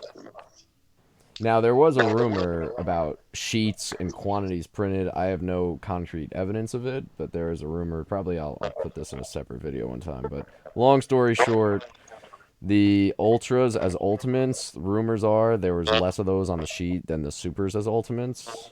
So just take that with a grain of salt. What do you guys think of Magic Formula? I hate that card. I freaking hate that card. Hype's crazy on it. Toilet paper. Toilet paper. I don't understand why that card is so expensive. I don't get it. I really don't. I get it's rare, but so is Necroface, and so is like all those other cards from the GX era, those secret rares and booster boxes. With like Magic Formula, and I get it was used in the game, and I get it has a Dark Magician vibe to it, but it's a Magic card at the end of the day. It's like, why would I want to spend $1,000 for a Magic card that isn't Raigeki or Polymerization or anything like that? No, for sure. What do you think? You think it's overvalued? Do you think it's under? Definitely overvalued. I just don't get it. I mean, it looks cool. The bleed's pretty cool on it, but I could spend my money somewhere else on other items that I see the value going up, not just staying put. Or if anything, I see that card definitely declining. I don't see it going up. And it's funny. I'm looking at these comments, and people are saying PSA 10 Ultimate Shining Flare Wingman's going for 10K. Cyber End Dragon for 10K. Well, I mean they're joking, but basically, Spellcaster Circle listed his Shining Flare and his Cyber End Dragon for 10K apiece. Oh wow! I mean, hey, that's a lot of money that you could use to pay off the other guy that you broke open the PSA 10 Blue Eyes for. Why not sell that and then? I mean, Hey, we were all thinking that. I mean, he's too cheap to repay the guy that he totally destroyed his card, but he has a card listed for 10K, a couple of them. So, if he's watching, I mean, it's a good deal. I think with Ultimates, the price is going to be dictated a lot with the ban lists too. Like if you look at Pot of whatever that got unbanned today. Adverse. Yeah, like that jumped ridiculous amount today. And a lot of the Ultimates follow the ban list because people want max rarity in their decks. Yeah. I'm pretty excited about that. I got 3 of those PSA 9s. I don't know what to do with them. Oh, definitely sell them. If you have any pot of Averses, just sell them, dude. You think Sell 'em you now. think it's perfect timing, especially Oh, with yeah. that ban list today or the other day? Oh yeah. And then Yeah, people once probably. they get their fix, it'll come back down. Not You to gotta what get it it. was, but Right. it'll come down a little bit. For sure. Ban list is great. I mean, everyone buy Harpy's Feather Duster because at some point that card will be off the list. At some point. Been waiting like 3 years now. I'm like, this is crazy. It's nuts. Solemn Judgment. I never thought Solemn Judgment would have come off before Harpy's Feather Duster. It's crazy.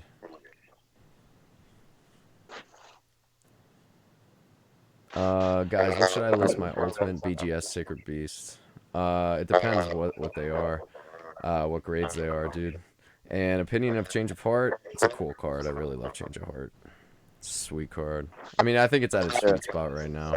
Like price wise, it could go up though. It Change of Heart's undervalued in my opinion. I don't know why it's going for 250. Yeah, I see that card easily 500. That's a sick card, yeah. Very nostalgic card. Anything from the original series, though. I mean, but then again, on the flip side, what do you guys think of like first ed LLB PSA 9s versus 10s?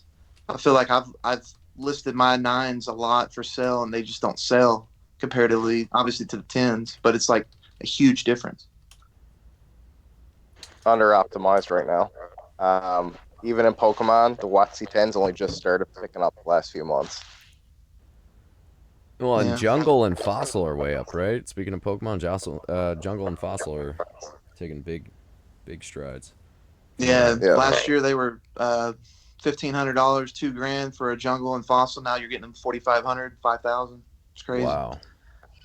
Kind of missed that one. I love the no rarity stuff, or not the no rarity, the no symbol Jungle. Yeah. Sick. My buddy opened up a box of it last night, actually. Of no symbol? Yeah, he did a live stream. That's wild, dude. Yeah, shout out to RJ. Wow. He got anything good? I didn't watch the whole thing. He was selling off a bunch of the packs too. Some people were keeping them sealed. Oh wow. Did he know that it would be a potential no symbol box, or is it just? I think he knew it was no symbol. Wow. Don't quote me on that though. Speaking of Pokemon, did you guys see the first edition box in France sell for $2,000? Yeah. What? Yeah. Wait, there was a first edition one? Because I bought an unlimited one from France for $2,000, which of course the guy didn't ship. So I'm just waiting for my refund on the loan. Yeah. That I freaking. I just saw it. I just saw the list that or Gevy had it posted. That it sold for 1,500, 500 ships, so $2,000. And I looked it up and everything, and reached out to the seller. And I was like, man, I'll offer you like triple that, man. And never got a response, obviously, But I'm trying to find it now. But that was somebody just got the holy grail for sure. If that was legit. Yeah, I was about to say if it was legit. Like a guy just sold a PSA 10 Dark Magician for like $1,200. Like there's no way that was legit. Either that or the guy's an idiot. No offense if you're listening right now. Oh yeah, for sure. Yeah, for sure. I'm trying. Do you know the item number or anything? Because I'm just gonna look at it to see if it is the same seller as the one. Because I got an unlimited one for $2,000, and I'm like, oh, this is a great deal. It's from France, and the guy never shipped it. So, of course. Yeah, give me a second. I can find it for you too. And I'm just like waiting for my refund because I guess you have to wait like 2 weeks, which is a pain. Yeah. So, whatever. You have terrible luck with eBay, Tim.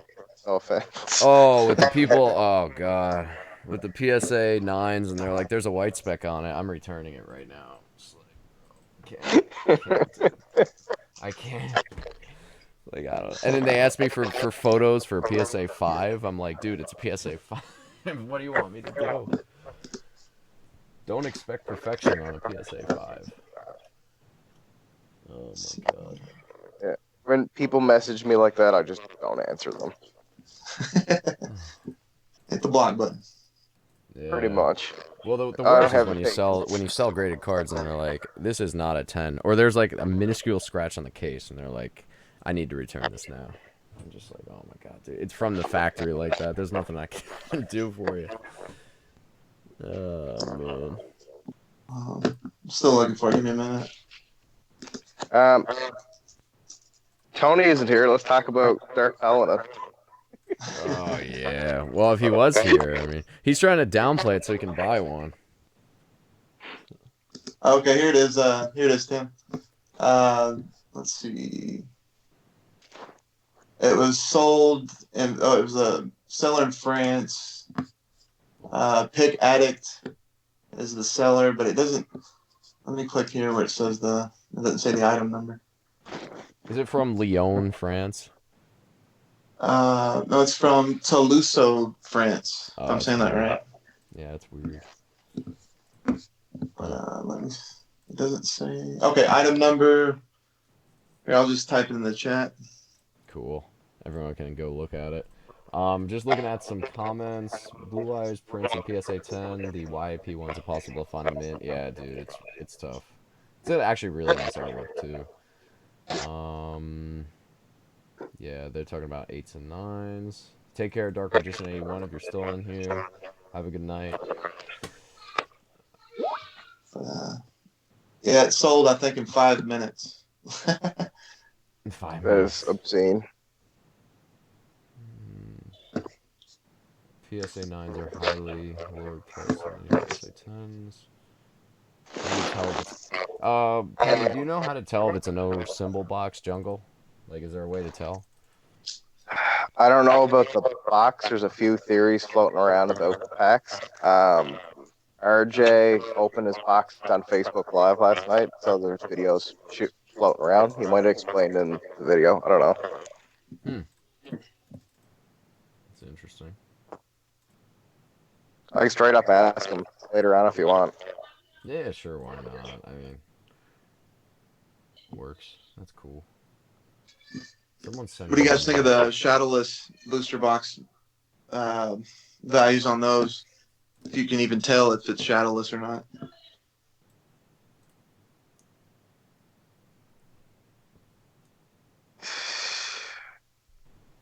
Nothing's gonna hit first edition, shadowless or not.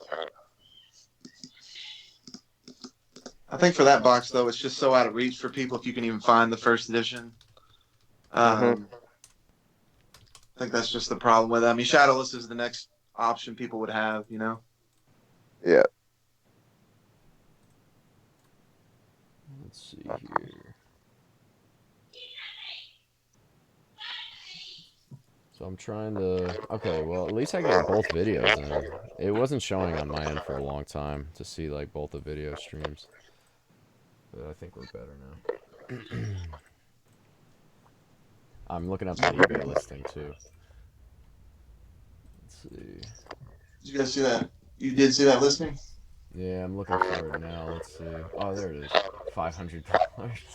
Yeah, there's no way. $1,500 shipping. Yeah, that's crazy. I mean, he had good feedback. I mean, Doesn't mean he actually sold it though. yeah, I know. It's crazy. Who knows? The best buy I ever had, one of them, at least in Yu-Gi-Oh, was a Dark Magician girl for $30 that I ended up getting a 10 on. That was crazy. Nice. Wow. Crazy. I picked up a MFC first edition blister pack the other day for $115. That was probably one of the better buys I've had. Yeah, they're tough to Good find. price. Yeah, very tough. That was pretty sick. Just kind of. Don't kill me, don't kill me. Ah, crap, he killed me.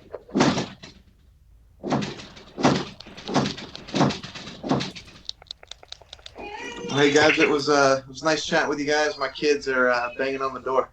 Oh, they want to join the stream. They do. Yeah. But it's fun talking to you, Petty Party. Tim, of course. You too, man. I'll let you guys later. All right, have a good Have one, fun, dude. Papa Prodigy. Thanks, guys. Have a See good you one. later, dude. Later. Oh man. Yeah, Super nice guy.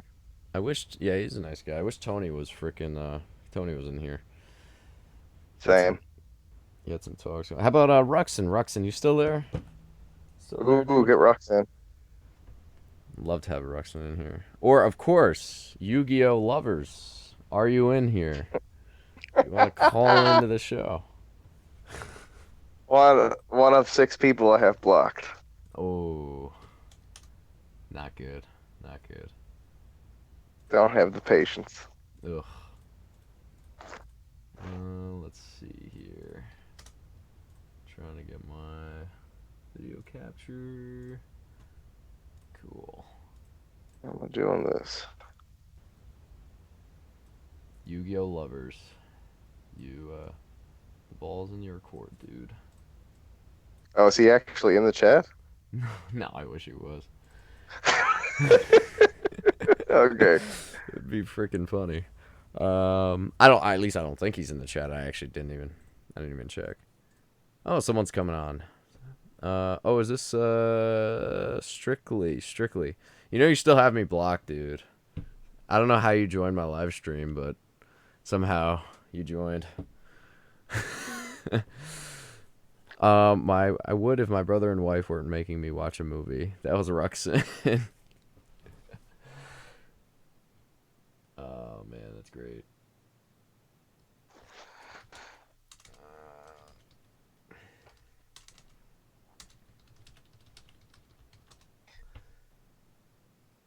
So what's your opinion on the state of the market, Tim? The state of America.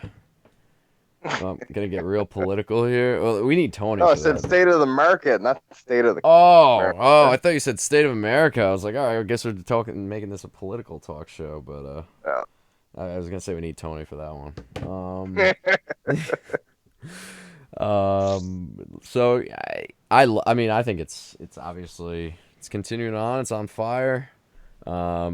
GX has taken off. The older sets have stabilized, but that's all normal stuff. I'm actually shocked that we didn't even see like a dip yet. I'm sure we're due for a dip at some point, but we haven't seen a huge dip yet. Yeah, aside from that, I'm surprised the tournament pack cards are a little bit higher. Like the Needleworm, I thought would be higher. The Morphing Jar might be a little bit higher, but they've kind of been stable for a long time. And of course, the prize cards are way undervalued. I mean, as everything else goes up, eventually the prize cards are gonna, take a nice spike. But All right it takes now, is one person with a bunch of extra money. yeah, like tell Scott to just buy out Cybersteins, and we're fine. I was talking to Scott about Cyberstein for 20 minutes last month. But he doesn't know much about Yu-Gi-Oh though, right? Like he doesn't. No, but he knows rarity. Well, there you go. So is he delving into the Yu-Gi-Oh scene, or is he just waiting? I mean, I don't know what Scott does with Scott's money on everything. He probably has a few things just for fun, but most of Scott's money's in Pokemon. He's got some stuff in Magic and sports, obviously. Like Scott does everything. Yeah. So I honestly wouldn't be surprised if he had some in Yu-Gi-Oh. Interesting. I wonder if Rudy from Alpha Investments does Yu-Gi-Oh stuff too. No, most Magic guys don't even know the proper name for Yu-Gi-Oh. They just call it Yu-Gi-Oh. Oh, jeez. Yeah. I'm pretty sure, like, I know Rudy does it to troll around, but other Magic guys I know have heard it call it Yu-Gi-Oh, and they call it Yu-Gi-Oh because they think that's the actual name. And that pisses me off a lot. Yu-Gi-Oh. That's great. That's freaking great. Oh my god. Oh, it says you and Scott need to get a vid. I would love to do a vid with Scott. He's a nice guy too. He's very nice. He's a great dude. Hope someone else is coming in. Let's see. Did we get you in? Is someone else in here, or did the thing hang up? Whoever just called, feel free to call again, because I'm not sure if it hung up before I answered it or not. Let's see. Let's see if we can get them in here. Nope, I think it didn't get it in time. All right, whoever just called, what random number that was, feel free to call back. Oh yeah, it says missed call now. I see Scott top of Pokemon U and Yu-Gi-Oh. Yeah, I mean for me, the one thing I can't do is Magic. I could do sports and I could do Yu-Gi-Oh Pokemon. I can't do Magic. I just don't know what's going on. It's crazy. Yeah.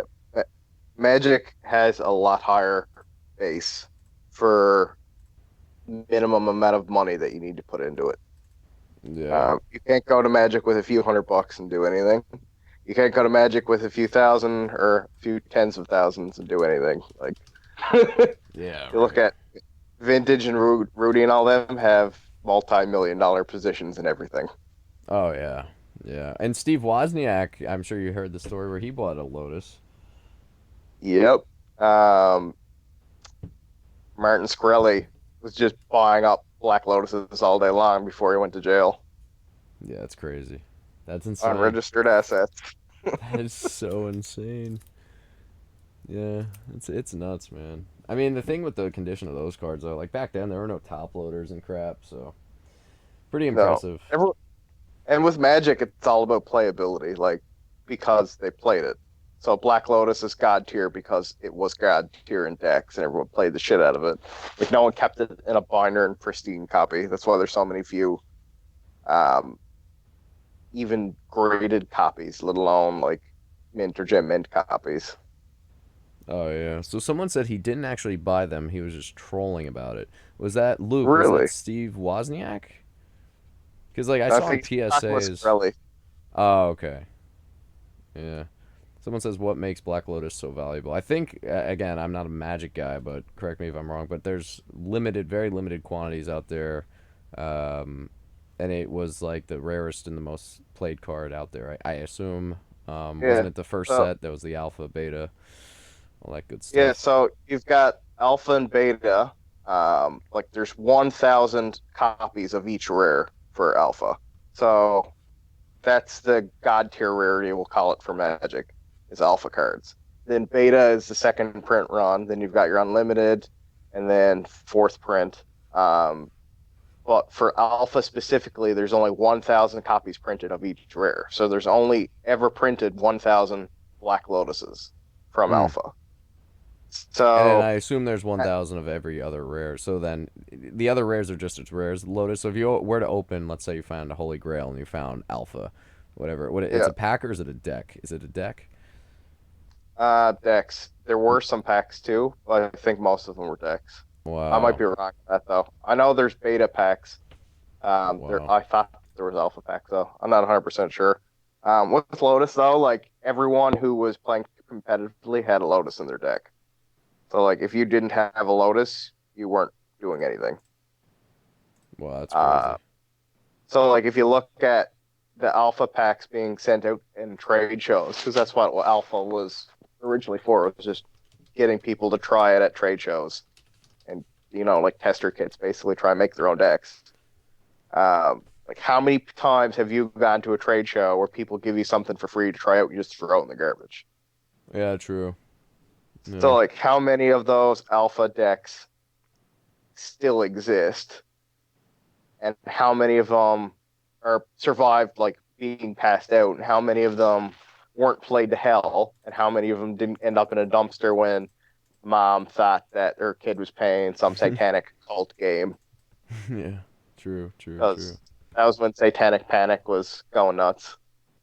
Um, so like realistically speaking, there's probably very few copies left. Depending on who you talk to, some people say a few hundred, which is kind of scary when you're talking about a card like that. Yeah, no, yeah, absolutely. Yeah, That's crazy. Yeah, that's absolutely crazy. yeah. So like when you're talking about the best card playable wise in the game, and that's what Magic's all about is playability. So people want the god tier rarity for the best card in the game. They're going for an Alpha Black Lotus. And because Yeah. there was played so much, it's impossible to find mint and gem mint copies. Jeez. It's out of control. Yeah, like if you look at the population report on Alpha Black Lotuses, most Magic players go with Beckett. Hardly any use PSA, and I think there's only 7 or 11 Gem Mint copies. Can't remember. I'll check the population report while we're talking. Actually, there's very few of them. Yeah, so let's see. Someone's calling. I'm gonna try and merge it, but apparently when I hit merge, it it's just not working. So that is bizarre. That is No bizarre. worries. If you need me to take off, I've been talking to you and hogging your time all night. Nah, dude. Well, let me just see. You know, if you want to, I'll log out and then I'll answer. Try and see if it's a connection problem with him, or just see if it's like a merging. Because worst case, you could always merge back in. You know. Yep. All right, dude. So thanks for calling, and stay warm if I don't talk to you again. Thanks, Sam. Have fun. All right. Thanks for calling in. All right. So whoever was just calling, feel free to call right back. We'll get you on here. I'm just trying to see. It says a missed call, even though there wasn't really anything on my screen. But let's see here. Oh, here we go. Here's something. Hey, how's it going? Hey, sorry, I called like 3 times. Oh no, dude. Well, third time's the charm, right? So. Yeah, no worries. So, the irony, I've been watching your entire stream, and I actually have a background in Magic, and I paid for the majority of, I think, my first 2 years in college by buying and selling Magic cards. And I've been on like this massive nostalgia binge over the past year, just watching, I guess, just booster openings and old collection videos, and I want to basically build the first 3 sets of Yu-Gi-Oh, LOB, MRD, MRL. Yeah, and sorry, for some reason I'm like really nervous. I don't know why, but I'm just curious. The question that I have, because I've been learning so much about the differences between the card games. Magic is a much more mature market. It's significantly more optimized. So I'm like, I have to kind of like dig through Instagram and a lot of the YouTube videos. And as far as purchase priority, if you were to recommend someone who was going to, I guess, complete a set, should I start from the top and really buy the high level stuff, or would you recommend just filling out the lower and going from there? Well, first of all, thanks for the call. And what was your name again? Zakiel. Murpho Magic in the chat. I actually have a YouTube, very like low-end YouTube channel. There's a Black Lotus video on there that I actually have if anyone's interested, but don't expect too much quality. And what was your YouTube channel name again?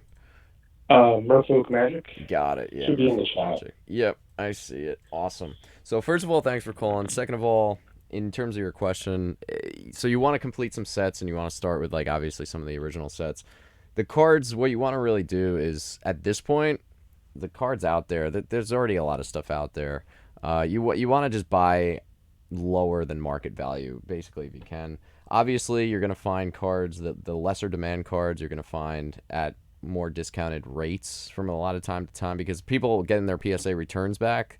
A great tactic for you would be to say, I don't know if you do Instagram at all. I don't know if you, or just stick it with eBay, but a lot of people that when they get their PSA returns back, even if it's on YouTube, one thing I recommend is to just go on YouTube and just say, hey, if you want, let's say they get 9s or 10s of like these super rare cards, which obviously aren't in big demand.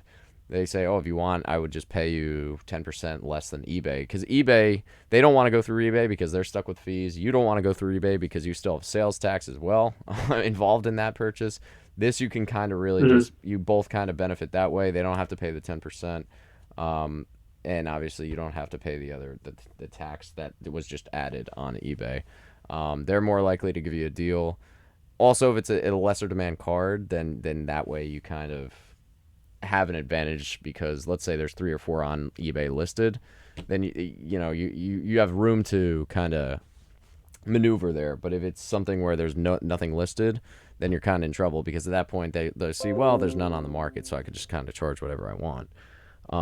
My advice to you would be go on eBay, wait for auctions. That's another thing. Auctions are always a much better option.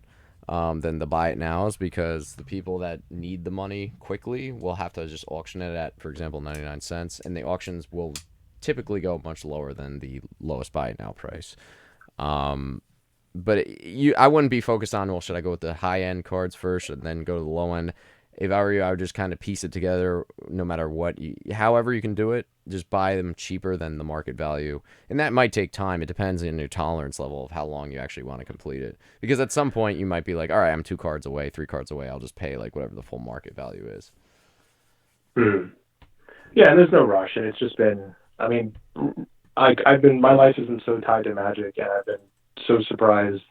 I guess just going back and kind of relearning the hobby. Obviously, so I'm 25. Obviously, grew up with the anime, same thing with Pokemon, and yeah, I've just been kind of relearning it. So yeah, that's all I wanted to ask. Just wanted to call in quick and kind of. And thanks. Your videos are super dope, and I learned a lot just watching the stream, and look forward to future stuff. All right, well, thanks. And I'm looking at your channel now. I see some nice stuff. I see personal finance and collectibles. So that is actually perfect. So if anyone's a Magic fan, go check it out. Merfolk Magic. He seems to know what he's talking about in terms of finance, in terms of Magic cards. And I see a Blue Eyes on the banner too. So yeah, that's all slowly working our way there. Yeah, absolutely. Cool. And if you have any more questions or anything, feel free to go on Instagram, ask me. Of course, the next time there's a stream, feel free to call in as well. So appreciate it. Sounds good, man. Awesome. All right, take care. Have a good weekend. You too. Bye. Bye-bye. So that was a nice call. I got to meet some Magic player that actually does a little bit of finance. Again, Merfolk Magic. I'm going to put the link to his channel here. And he's got like 1,500 subscribers. So pretty cool. I actually had someone else calling in. I think it was Luke that was calling in. So if you want to call back, the line is open, and I'll go ahead and answer that. If it's a video or phone call, it doesn't really matter. Whatever works, cool. Yeah, Luke. I saw Luke called Grav, and then I was kind of like in that zone, so I couldn't like kind of merge it at the same time. So I was kind of Pale Rider. Do this again next week. I love doing this. This is fun to get to talk with all Yu-Gi-Oh people, Magic people, and people that are coming back to the game. It's always a great time. I would love to meet all you guys, and especially the Instagram, all the Instagram friends I made on the Yu-Gi-Oh chat. I would love to meet you guys one time in person. Oh, we're getting a call here. Let's see. Hello. Hey, what's going on? Hey, okay, perfectly. It finally went through. Yeah. So what'd you have to do? You had to reset your password and everything like that? Yeah, I never used Skype, so I forgot the password, and then I put in the email that I was linked to it, and for some reason I wasn't getting the email notification or the password reset, so I had to keep tried different emails, finally got it in. Awesome. Well, I mean, you're on. Is it you and Luke on, or is it just you right now? Yeah, what's up? Yeah, I what's created going a on? group that I called. This is really weird. I have to mute your stream because there's like a 10-second delay and awful. Yeah, so... Yeah, it's super weird. Like to get this whole thing set up, it's a little bit finicky sometimes, but we're getting the hang of it slowly but surely. So when Lynx came out, it kind of stopped, but Water's coming back with the April Master Rule revisions. I'm super hyped about that. I'll actually start playing again. that's awesome, dude. So what have you picked up since you got back into the game? Anything crazy? The last maybe year or two has been like pretty interesting from what I've been picking up. Like I have just in the last maybe 3 or 4 months, I've picked up like half a dozen of like Horus level 6, like a bunch of old. Oh yeah, ulties. all the ulties. Yeah.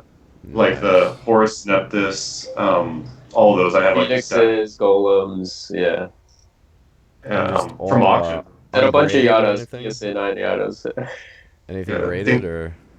A little bit. Like most of the graded stuff I get is to flip because, like, I got a PSA 7 ancient lamp, an English one for $100 on eBay, but no one wants PSA 7s, So at best it's like about a near mint. So I would just sell it as a near mint price. But PSA grading, BGS grading doesn't really do anything for me. I'd rather have like kind of just the cards in either a binder or just like a box so I can look at them. Or in a screw down like me. Yeah. I just prefer my cards in screw downs. I just don't like the graded feel. Like I got a DES 10 Blue Eyes. I bought it for $12.50. This was like a couple years back. And then I got around to selling it. I ended up selling it for 800 after the sealed box of DDS games was found. Oof. And then shortly after that, the thing like spiked back up to 2K plus, and I'm like, I'm never touching graded cards again. So since then, I've had like a stigma against graded cards because they fluctuate so much. Yeah, that was crazy. That whole DDS, and honestly, I feel like there's still more out there, which is crazy. Oh yeah. There's probably like so LOB boxes too. Like, oh, for sure. I mean, they found a case not too long ago, like a year or two ago, a case of LOB first. Yeah. was it? No, it was LOB unlimited boxes. Are you sure? It's in Canada. They found some case of it. No, it was I don't think it was Mark Spiral. It was the other ginger guy that tried to sell it. I forgot his name. But yeah, he was selling them for 200 to 300 a pop for unlimited North American LOB boxes, and people thought he was crazy back then because it was so overpriced per se. That's crazy. Yeah, now it's like there was that LOB first blue that had a huge name shift. I think it was diagonal too, and no one wanted to pay the 200 for it. No, I think it sold for 1,000 back then. The guy told me like he sold it for about $1,000, like the crazy misprint. Yeah, no, I thought he said no one bought it for. I don't know, but either No, way, he moved it for 1,000. It was in a different subthread, but that's the craziest LOB misprint or OG misprint I've ever seen. It was like halfway down the picture. Yeah, like the name, and it was diagonal at like a 45-degree angle. It was insane. It was an LOB first North American Blue Eyes White Dragon with a misprint like that. Wow, that's insane. And I'm pretty sure it was mint too. That means there must be a sheet of those cards. So, right? So there's probably more of them out there.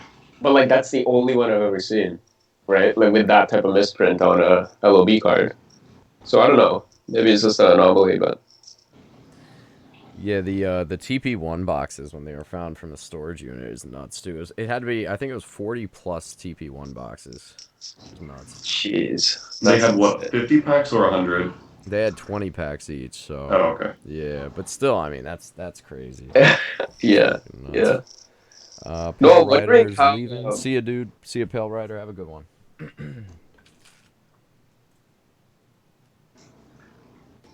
I'm just wondering how just the guy that found the DDX box, like the sealed case of DDS games, like the Blue Eyes DDS game, like I keep thinking, like, I wonder whoever got in touch with the guy that found it, if he had a clue what he was selling or moving or what he found. Like, that must have been the biggest plus, like, in a long time in the Yu-Gi-Oh scene. Like, how many games was it? Do you know? Was it like 30 sealed games or something like that? Oh, yeah, I think it was at least. Yeah, like that's insane. That's like 60K. And if you open them and you find well-centered DDS Blue Eyes, you're looking at like it was just insane. It boggles my mind that something like that could be hidden for so long. Yeah, and he I mean, I know he graded a bunch with Beckett too. So he got, I want to say, like 10, maybe a little under 10 BGS 10s, which is crazy. Yeah, that's no Black Label, but I don't think so. Not that I know. No. Yeah. Which is crazy. Do you remember the Red Eyes LOB Black Label that sold for like 10K, right? Oh yeah. Yeah, that was way back. I think you're the video that I actually watched about that when you came out with 2 years ago. Yeah. And like the crazy part is, when that guy bought it for that, right now he could definitely sell that for way more. Yeah. Well, hindsight's 20/20, right? Holy crap! I would love to see that though. Just go like on auction, live auction. On auction, yeah. That'd be unless LOB Blue pops up, that's Black Label. Oh yeah, that'd be crazy. That would be like 6 figures. Yeah, it's crazy. That's like a Charizard, really. I mean, right there. Yeah. I would love to see a Charizard Black Label pop too. Yeah, that's a whole other level. Yeah, that'd be crazy. Oh, do you know what the story? Dark Paladin Black Label. Oh yeah, I saw that one. Luke, you remember that? I linked that to you. The Black Label Dark Paladin. Is it the corrected art or the regular one? No, it's the regular one, the alternative. I think you did. I don't remember how much it went for though. He was asking 5K, I think, or best offer. Something like that. That's nuts. Yeah. Do you know what the Tim, you know the uncut LOB Ultra sheets? Like the Yeah. first set ones? Yeah, there's like what, two or three? Uh, yeah, I don't know. I'm not 100% on that, Yeah, unfortunately. But okay. that would be cool to know, actually. What do you think the value on those are? Oh man, it's so niche, so it's so hard to like. Yeah. Do you, But it's like it's yeah, three Exodia sets, three Blue Eyes, three Dark Magicians, three Monster Reborns, three Red Eyes, all on I'd one sheet. assume, yeah, all first ed. I mean, Yeah, yeah. I'd assume 10 grand. 10 grand is so little, dude. That's You think more? if you were to cut the pieces up professionally with a laser cutter or whatever you want to use and get them graded, you're looking at 10K plus per Blue Eyes right there, assuming the sheet is mint. So I just feel like nobody's gonna like if you try to cut that up, you're gonna get slammed. You are, even with like a laser cutter and everything. I don't know. It's gonna be it would be so difficult to replicate the exact corners and that are normal or dimensions is another thing. Like it's very. I would never in a million years. PSA I think would catch. I mean PSA would look at that and say it's like trimmed or yeah. miscut. Yeah, but you could probably easily like program a computer. Just there's probably a software program where you can put a Yu-Gi-Oh card in. It takes the template, takes the measurements, and cuts it to the exact dimensions and positioning. But yeah, It'd be interesting. I mean, I would love to see an uncut sheet, man. Like that would be awesome. yeah. Like in person, I would love to see it. There's one on eBay for sale for the longest time, right? He was asking like 10 to 15K or something like that. Yeah, And yeah. that was by the same guy that the Pawn Star Charizard guy. I think he's the same seller. Oh yeah, yeah, yeah. Yeah, Gary, I think it was. yeah, Gary. Yeah, yeah, super jolly guy. Ruxin says they would only be useful for garage screw downs. Yeah. Oh man, dude, that's so funny. That's so No, I funny. know Luke and I have been talking about grading some of the cards. You should, man. You gotta, and then post it Yeah, on YouTube. Just see what yeah, happens. With some yeah, of your collection, G? yeah. All my heavily played cards. Dude, yeah. See, advertisement as being mint, but let's do at least half our LP. Yeah, yeah. And then when somebody asks me, well, show the back, then I just hit them with the, oh, it's too much effort to unscrew them. I can't, I'm sorry. But they're mint, I promise. I mean, what do you got? Like, what's some of the most high end stuff you think you'd sub? I have like three to four, like out of the nine blues I own, three to four of them are like mint. That's They're like crazy. crispy clean. Oh my But god. only like two of them are centered. So Mm. yeah. So I'm hoping to get at least one PSA 10 LOB blue. And then I have a lot of the other LOB Ultras are mint as well. And most of my Exodia sets are near mint, but some of the sets are very lightly played. And one set is lightly played, which is a placeholder. So, Wow. like, I have too many cards. Like, I should probably unscrew everything, make a Excel sheet, and then send in a giant submission. Yeah, you should. Like, that would be a heck of a return. That would be great content. Yeah. Crazy. Although the way PSA is grading, I mean, it's kind of like Yeah, they've gotten tough. stricter, right? Yeah, which is not good for people submitting now. So. Yeah, which sucks for me. We sent a DDS blue in like not even 6 months ago, maybe like 4 or 5 months ago, Yeah. and I found a few imperfections on it. I was afraid of it not getting a 10. It came back at 10. I was like, all right, nice. They don't really care about corners on the back or anything. Yeah, we got a 10 on that, so that was nice. That was one of our first submissions. That was my first one, but I sent a bunch of stuff in now that's probably mostly 9s and 10s. I just want Yeah. to really see how they grade the wax on the back of FET ultis. Oh, that's a funny story. The wax on like those ultis, those old ones, you can get it off multiple different ways. With one, I used a heat gun, and I was able to get the wax off completely. But the problem is it warps the card. So to prevent that, you have to like put it under a lot of weight.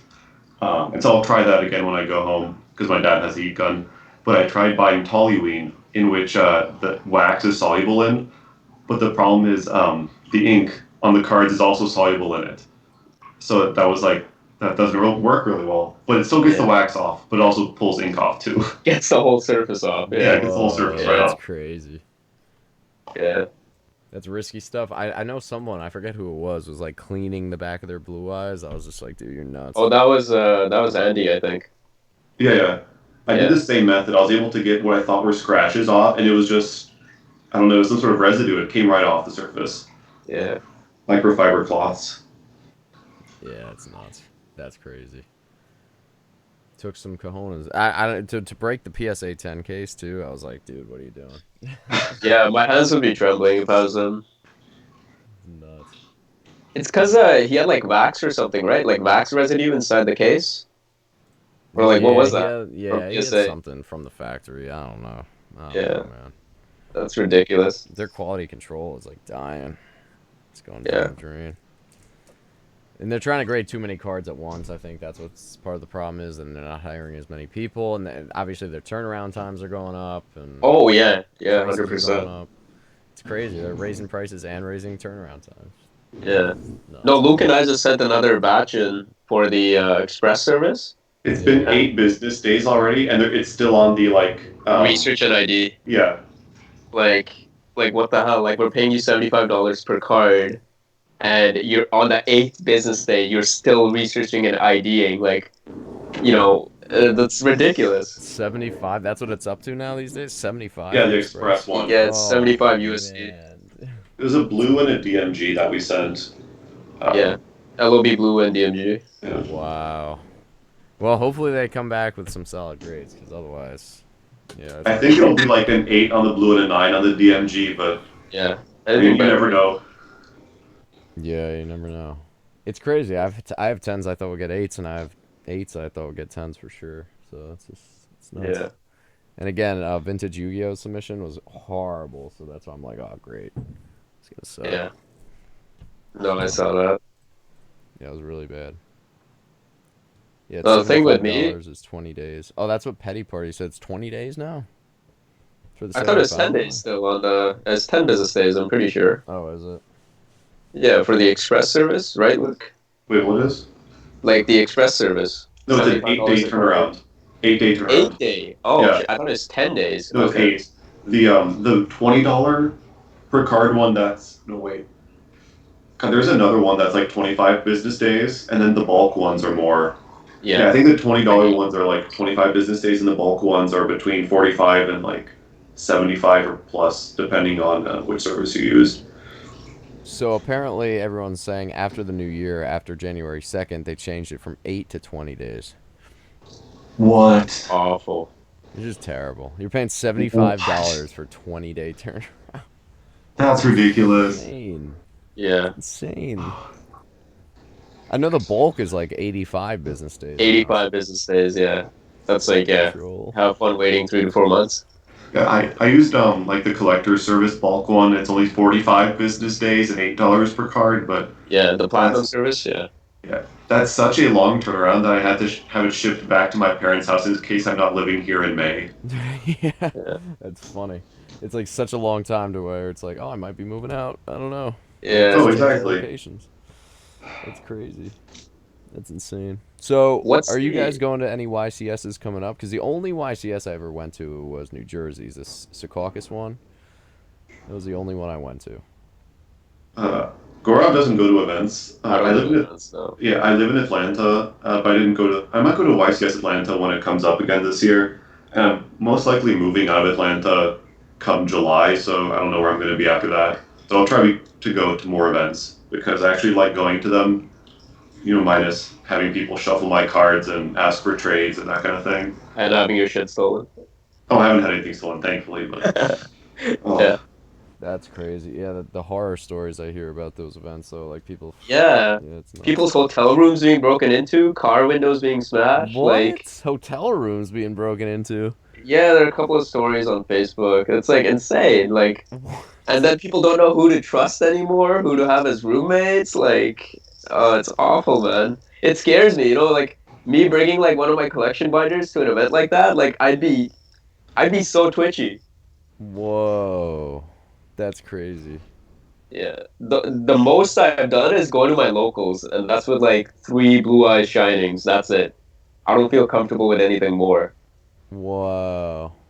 Wow, that's insane.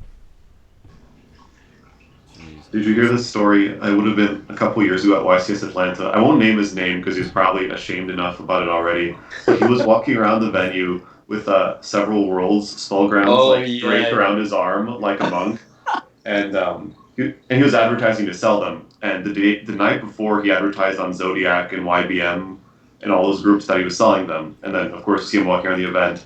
And I think it might have been before even round one, someone just like swiped his backpack from under his chair and then just like walked away with like $5,000 in mats. Wow. That's That's silly, man. insane. Like, That's too silly. and it was under his chair. I mean, you would assume. Yeah. I don't know. I mean, that seems like I don't know. I guess you'd have to hold it at all times. Or like wear it at all times, like Yeah. inverted, like in front of you. That's what I Inverted. Tied do. around my legs. Yeah, like Wear a backpack in front, and it's just like. yeah, like if I'm carrying 5K worth of shit in my bag, I'm keeping that thing close to me, like in front of me, in sight at all times. Just like put cards down your pants. I don't think anyone will touch it there. Yeah, there you go. Yeah, well, at I least see. you hope. I mean, Especially with the reputation of like Yu-Gi-Oh events in Oh terms my of like theft and like it's awful, man. oof. There was a regional where Vince came and he had both or like his 2 unsealed divinities and just like in a binder along with some other stuff. Like I would not have been comfortable. I think they weren't as expensive as they are now, but I would not have felt comfortable with that much stuff in a binder and just showing it Yeah. off to people. Yeah. Yeah, it's nuts, man. It's crazy. It's awful. Well, I'm probably gonna I'm gonna head out now. I'm gonna end the live stream. Any last words from you guys? First of all, thanks for calling in, Luke and Grav. I appreciate it.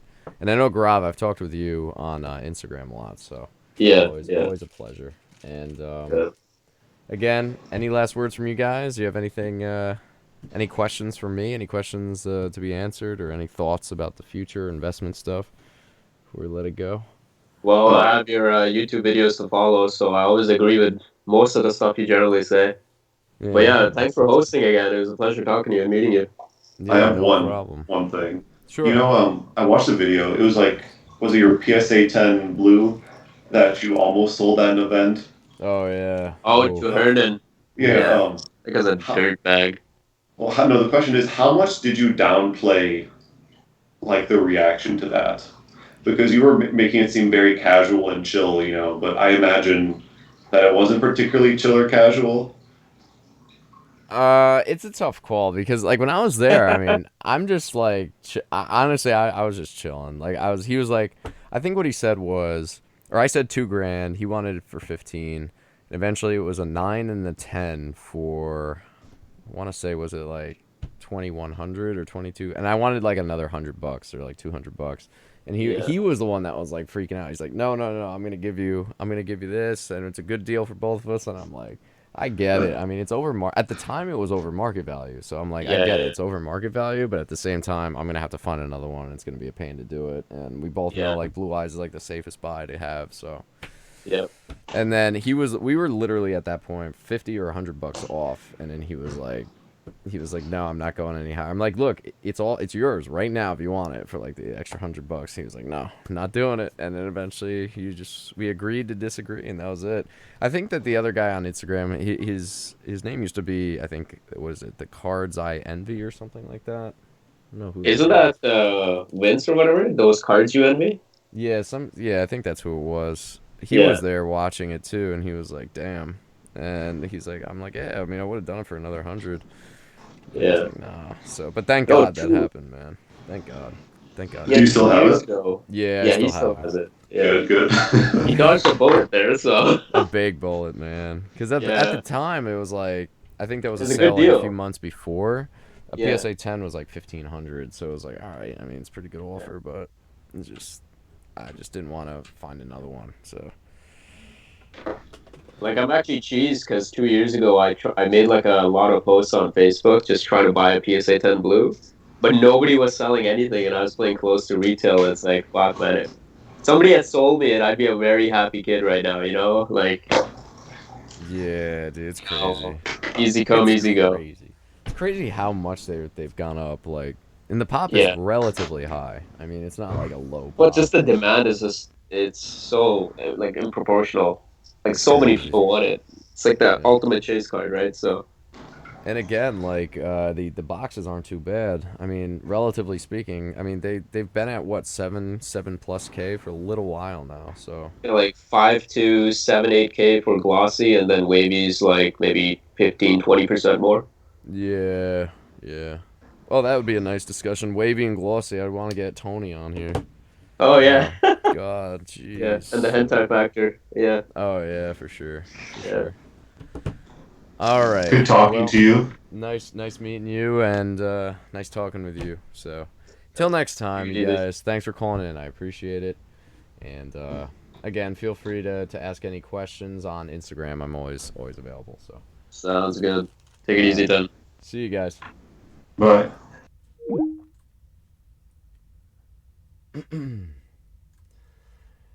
All right, everybody. So thanks for watching. VJ, yeah, I think he's on Instagram. I don't know what his tag is, or I guess, is it a tag? I don't know. I'm getting old already. Do you think any other MF03 cards exist? Yeah, the E-Heroes exist, Chthonian Soldier, and what was the other one? There was one other one that was kind of bizarre. But the Cyber Dragon supposedly doesn't, but people say it does. Who knows? Let's see. Psyhawk. Yeah, dude, I'm gonna head out. My question would be 5DS Ghost, not named Stardust or Black Rose. What's the ceiling on those? Pretty good. You can't go wrong with Ghost, especially in 10 condition. The ceiling, I don't know the exact number, but I think if you buy Ghost now, you're still not in bad shape. It's not like any more Ghost Rares are going to be popping out, so. Double or triple now. Ooh, interesting. Oh, and Petty Party, yeah, dude. Thanks for calling in, and we should do like a collab one time discussing some cool stuff, some certain topics. Wavy Glossy, that'd be a great one. Wavy and Glossy would be fun. Get you and Tony in a live debate. That'd be good stuff. All right, everybody, thanks a lot. I appreciate you guys joining in. It's always fun. It's always fun. So until next time, how do I even end this stream? Oh, here it is. All right. Thanks again, everybody. Have a good night. Until next time, YugiohTube signing.